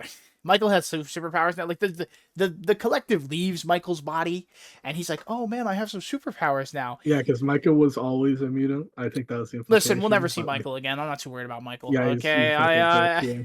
Where is Michael? I'm not too worried about Michael Pointer. In some S.H.I.E.L.D. team. Yeah. We'll never see the light there. But then the last thing before Civil War is the annual, which is Jessica Jones and Luke Cage's. It's their marriage, which is fun. Yeah, it's their wedding. But also Elena comes back. Yeah. Yep. And not a good situation. No, but it's the average comic book wedding. Okay, you have to make it to the wedding, but also a supervillain's here, so you got to fight a supervillain. And it's a fun little. It's the last normal issue you ever read of New Avengers, because everything gets fucked up. Yeah. Because that's right, we got it. The finale, guys. We've made it. How do we feel about New Avengers before we get into this finale? How do we feel, guys? I really like it. As a whole, I like it. I like the team. I think Jessica is definitely the weakest part of it. Yeah. Mhm. I mean, like her backstory is just very convoluted. I mean, this comes back to what we're about to talk about here, but it's clear Bendis had a whole planned out thing, It's true, he did. and then a certain event happened, a certain very big event that kind of fucked everything up for God knows how. No, we know how long. It fucked it up for like a solid 2 decades. Forever. It now Bendis makes it work, but we're not here to talk about those. That's What event are you talking about? Civil War, dude. Brother. We're talking about We Civil read it. War, okay? Oh, So oh, no, okay. I agree with everything you just said there, Stewie. I love this new Avengers book. I love it after Civil War, but it's a different book after Civil War. It's rough. And the first chapter coming back is not good either. Oh well, I mean, there's the we could talk about it. We'll talk about it later. Yeah, but Civil War happens in 2006, 2007. It's a 7-issue miniseries or 7-issue event series by Mark Miller with art by Steve McNiven. Checking that I got that right. Yes, the art's very good. I don't have any problems with the art in Civil Civil War. War is great. The art's awesome. One of the redeeming factors Yeah, about it. I don't like Mark Miller. I don't like his writing. I hate Civil War. I hate Civil War with a passion because it was not in the plans. They just came up with it and they were like, let's do it. And it completely forever disrupts Marvel history. And sometimes, they make it work post Civil War. Bendis makes it work and all the other guys, they make it work except for Spider-Man. Spider-Man never makes it work again. But yeah, my big issue... No, I have 2 problems with Civil War. I have 2 main issues with Civil War. We'll get to one of them. My second issue with Civil War is there's just some heavy character assassination happening with everyone everybody. in this book, terrible. Cap and everyone on Cap's team are the only people who are written like they should be. Yeah. If you're on Iron Man's team, you're fucked up. Assassin. Iron Man is fucking ruined. It's so bad. And it takes a while for them to redeem that shit, by the way. Okay, it is not easy. She-Hulk also gets fucking... We'll get... Alright, so... Okay. So Civil War, we'll do what we've done with the rest of the book. So Civil War opens with the New Warriors, also character assassinated, but I don't have too much stake in the New Warrior stock, so I'm not really going to argue about this one. Yeah, I think anyone had lost. They used to show up in in the 90s. They would cross over with Spider-Man a lot, and it would actively piss me off because I didn't like any of them except for Nova, but Nova doesn't really become cool until later, so that 90s Nova was kind of annoying, and so like they would show up in the Spider-Man book, and he'd be like, "Can you guys leave me alone?" And so that was how I felt about New Warriors. So that's why I say I don't have much stock in them. I know people really like them. Either way, they're just like children for some reason. They're like drawn and depicted and written as like kids, even though they're the same age as Spider-Man. It annoys me. I don't know. They're 30, by the way. That's how old they are, because that's the age of Spider-Man. They don't like to talk about it, but Spider-Man's 30, so that would make them 30. Sorry, Spider-Man fans coming out. They have a reality TV show where they be superheroes on reality. That's a fun idea. That makes a lot of sense, especially in the Marvel universe. I'm like, yeah, someone would do that. And they like, there's this group of fucking villains that they're like, oh, we found the villains. So they go out there and they suck as a team. The New Warriors are fucking awful. They're not coordinated. They're just here for fame.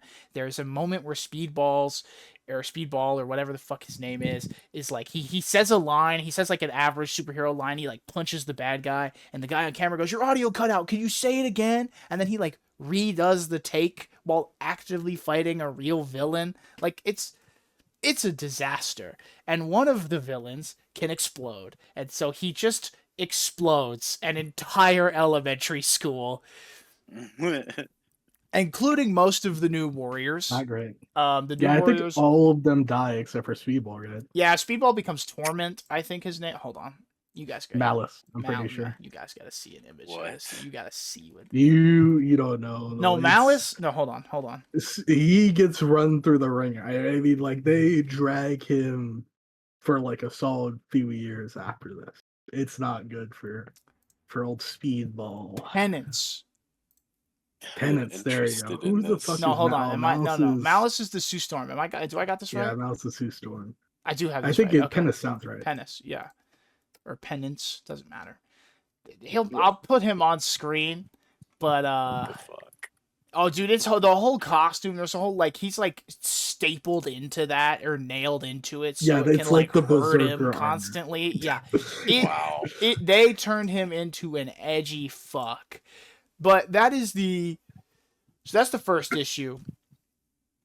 That's the opening, and so then you get a lot of this stuff with the Superhuman Registration Act, which obviously they adapt into the movie somewhat.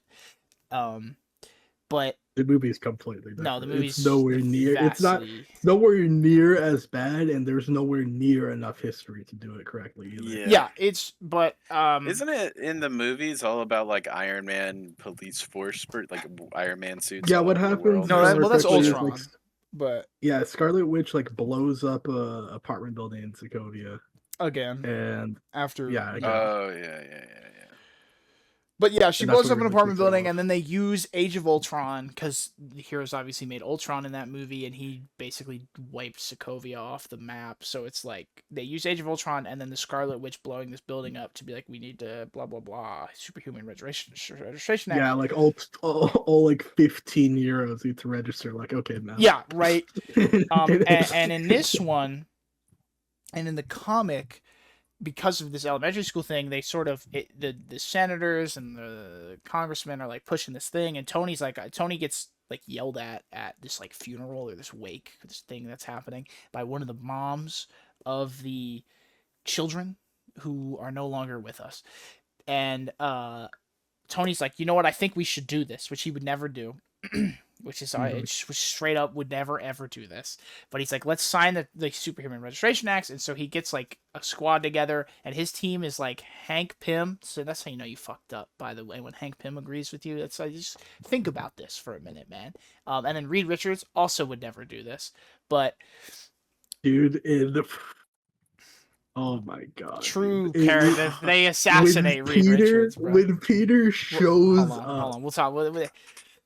They do this thing, and they're like, the Superhuman Registration Act's gonna happen, and they're like, yes. So what the Registration Act is you have to sign your identity. Your identity doesn't have to be public, but you have to put it in the Shield database, and then Shield has it, and the FBI will have it, and all these people will have it. And then if you're not in the database and you try to be a superhero, they will arrest you. That's the idea. Yeah, it kills me because they hold this little get together. At first, Iron Man gets like most of the Avengers, and some other like the Young Avengers and some other heroes like the Fantastic Four and X-Men, and they're talking about it. And when Peter first shows up, he doesn't want to do it. Like it's like Sue Storm is like talking to him about it. She's like, it's not she's so arguing bad. that's not a big deal. Dude, she goes, big talk to the people who have never worn masks. She goes, we've been public the whole time. And Spider-Man has a line where he goes, yeah, well, you guys wouldn't have crazies trying to kill your aunt. And I'm like, right, why would you go public? Why in any so well, he says one line that he said, I don't want to go back home and find Mary Jade impaled on a doctor on an octopus by arm. the way, that's we'll get to it. We'll get to what happens to this fucking dumbass Peter Parker. In the first issue ends with Captain America almost getting arrested by shout out, by the way, I love this section. Cap is in this helicarrier and Maria Hill is like, register.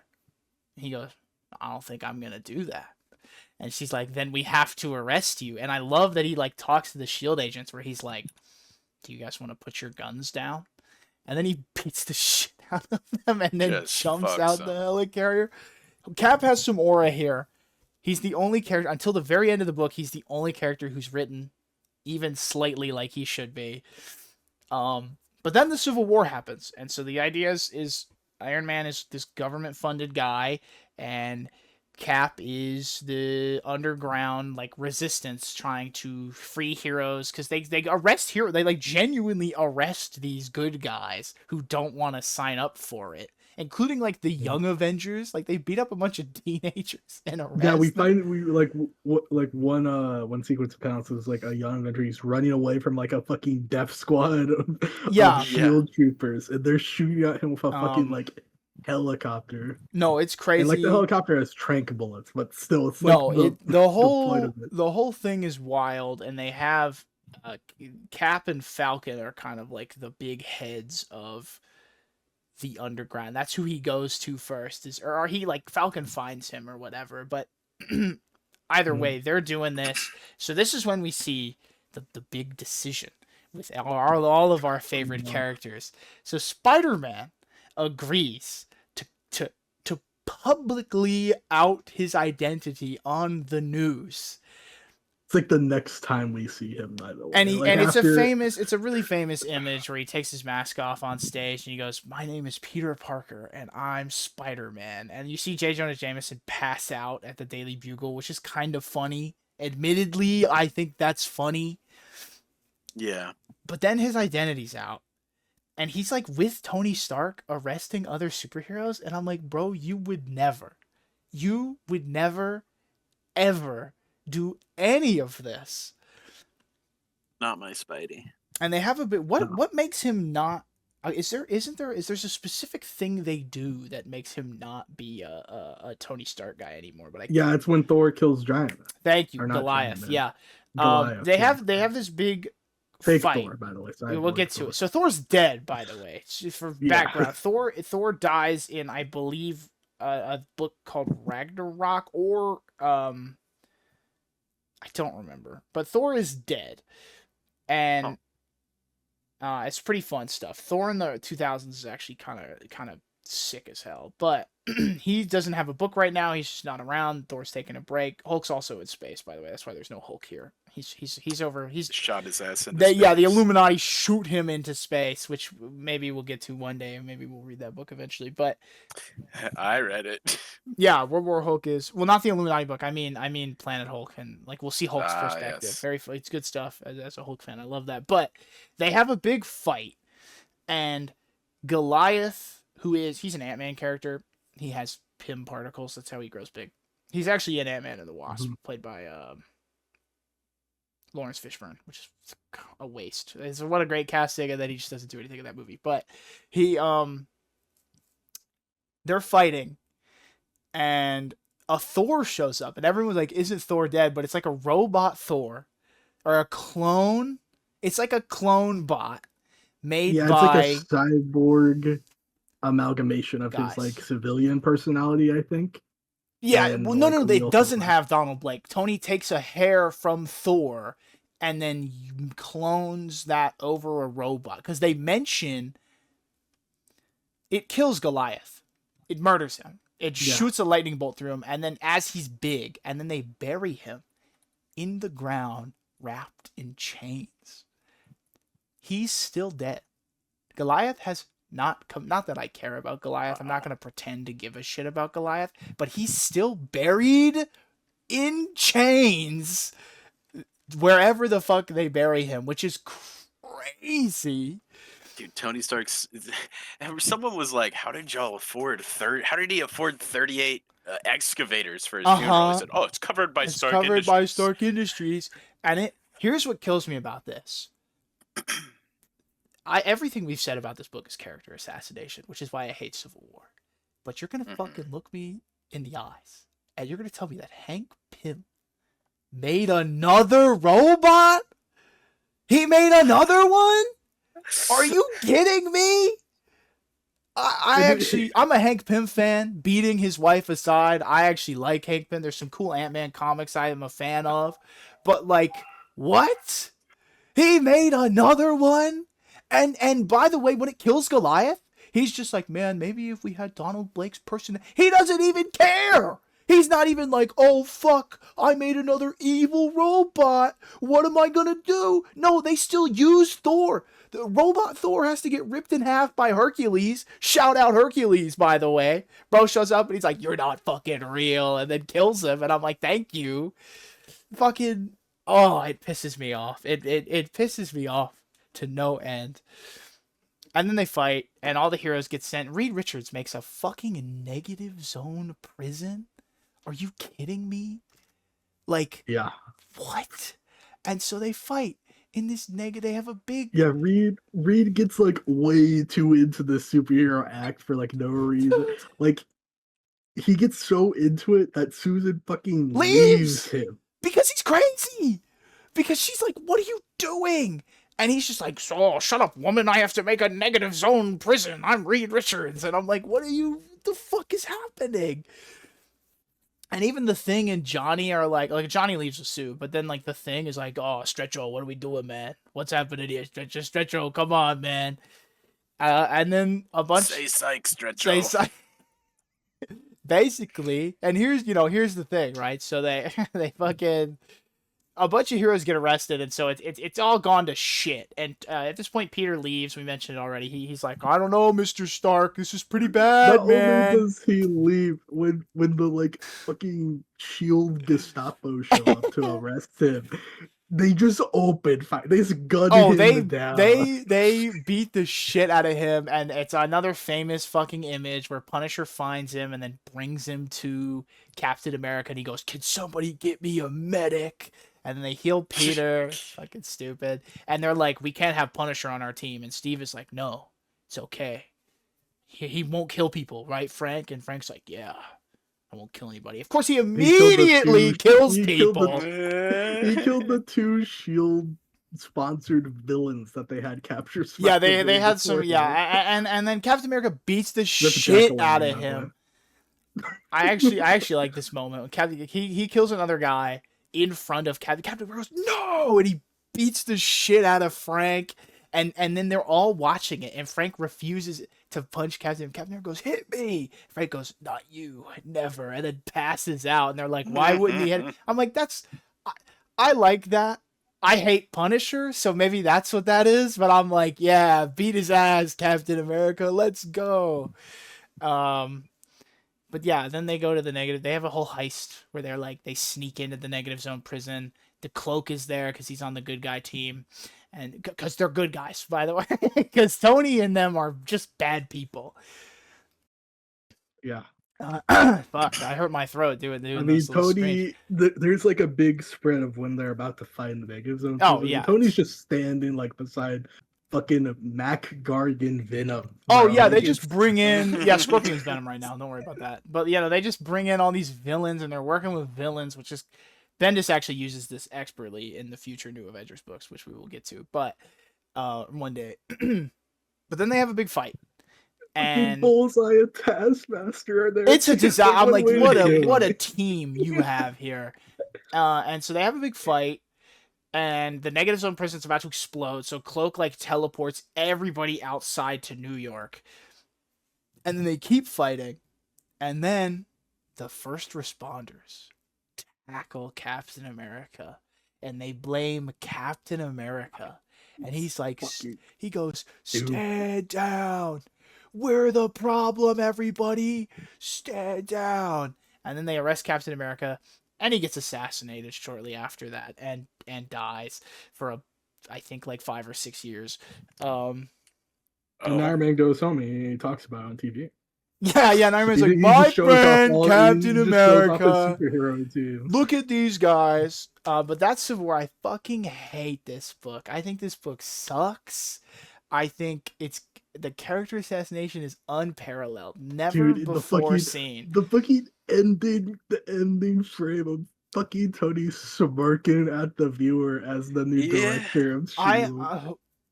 I can't, and the first responder thing destroys me because I'm like, Cap, you now I like the idea on paper that Captain America is maybe we need to go more underground and not fight and destroy New York City. I'm like, that's fine. I hate how heavy it's 9/11. And I mean, they wrote the book in 2006. They're talking about 9/11, and it's the first responders are the real heroes. And I'm like, right, but Tony Stark is evil. He made a negative zone. You know who's in the negative zone? A nihilist, dude. What happens when a nihilist shows up and eats all the fucking people they have in prison? Like, a nihilist is actually dead at the current. As Civil War is happening, Annihilation, the goated comic book event, is happening in space, which is actually it's a completely separate thing, but that's a Nova book, and it's very fun when Nova comes back to Earth, and Captain America is dead, and Tony goes, Nova, you gotta register, and he goes, man, get fucked, and just leaves. It's just like, no, man, goated Nova moment. This book sucks. I hate this book. Terrible. I hate this book. What do you think, Nolan? How you feel? I think it kind of blows because just the character assassinations kill me. I talked about this off camera, but Tony Stark has a lot of empathy for people throughout this comic. I think he does, and that all just fucking disappears. Yeah. It it's just all disappears. gone. All of it's gone. He talks about, like, Captain America's the only person to stand up for him during the Avengers disassembled, right? And then he just fucking says, you know what, Cap? Fuck you. He's like, no, fuck all this shit, man. dude. Fuck you, Captain America. I'm gonna hire Bullseye, Taskmaster, Venom, Mac Gargan, Venom, and I'm gonna have them all on my team. Yeah, on this insane team. I'm Iron Man. Oh, dude, I'm Iron Man. I'm Iron Man. Said to the tone of I'm Diamond 1. Okay, that's what I feel. I mean, like, I'm Iron Man. It's fucked up. No, this book sucks, and this Cantos is running long, but we have to talk about the spider-shaped elephant in the room. Okay. What the fuck did they do to my boy, man? What did they do to him? He would never, in a million years, unmask himself live on TV. What? Yeah, Nolan, you don't get it in this book. I'll just tell you. You don't get it in the, main line, but the real reason the quote-unquote real reason Peter switches sides is because Kingpin hires a fucking sniper to shoot. No, that's after. Into his house. That's actually after, yeah. So, by the way, that happens after. What's happened? The reason Marvel editorial allowed Spider-Man to be unmasked, what happened is, to my knowledge from the interviews and the blog posts I've read, they were writing Civil War. Mark Miller was writing Civil War, and he was pitching the idea, and he was like, "What can I do with Spider-Man?" And the Spider-Man editorial said, "Do whatever," because they were already planning on having him make a deal with the devil to undo his marriage and reset his continuity. Oh, that's in this? Well, it's right after this. So that's the whole main reason it happened. That's the reason.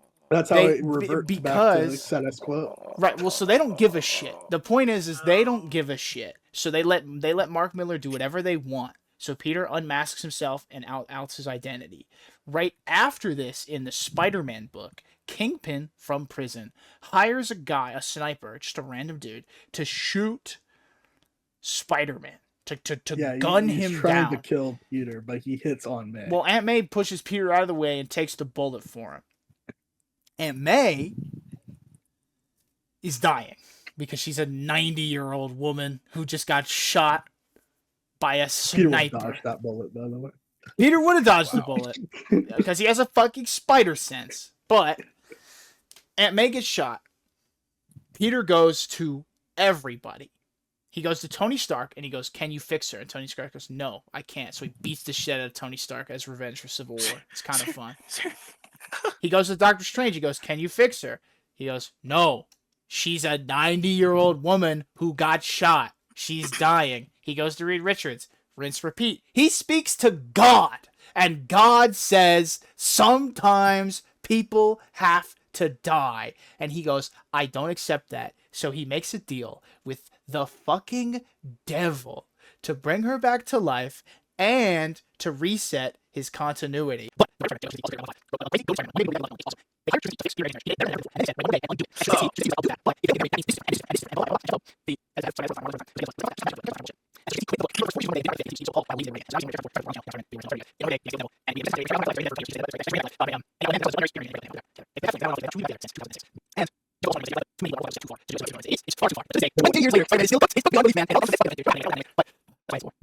I think that's the most heated we've gotten on a Cantos here. You know, I think that's the most hyped up, Every felt up. character, even Iron Man has recovered from the after Yeah, Iron effects Man's cool again. of Civil War. Not Peter. No, not Peter. Not Peter. He'll never recover. He's still cooked. He'll never recover. Actually, I will Not say, only is he still cooked, yeah, they have added more bullshit onto him. They oh have yeah, made him it's so bad. suffer more. Yeah, it's atrocious.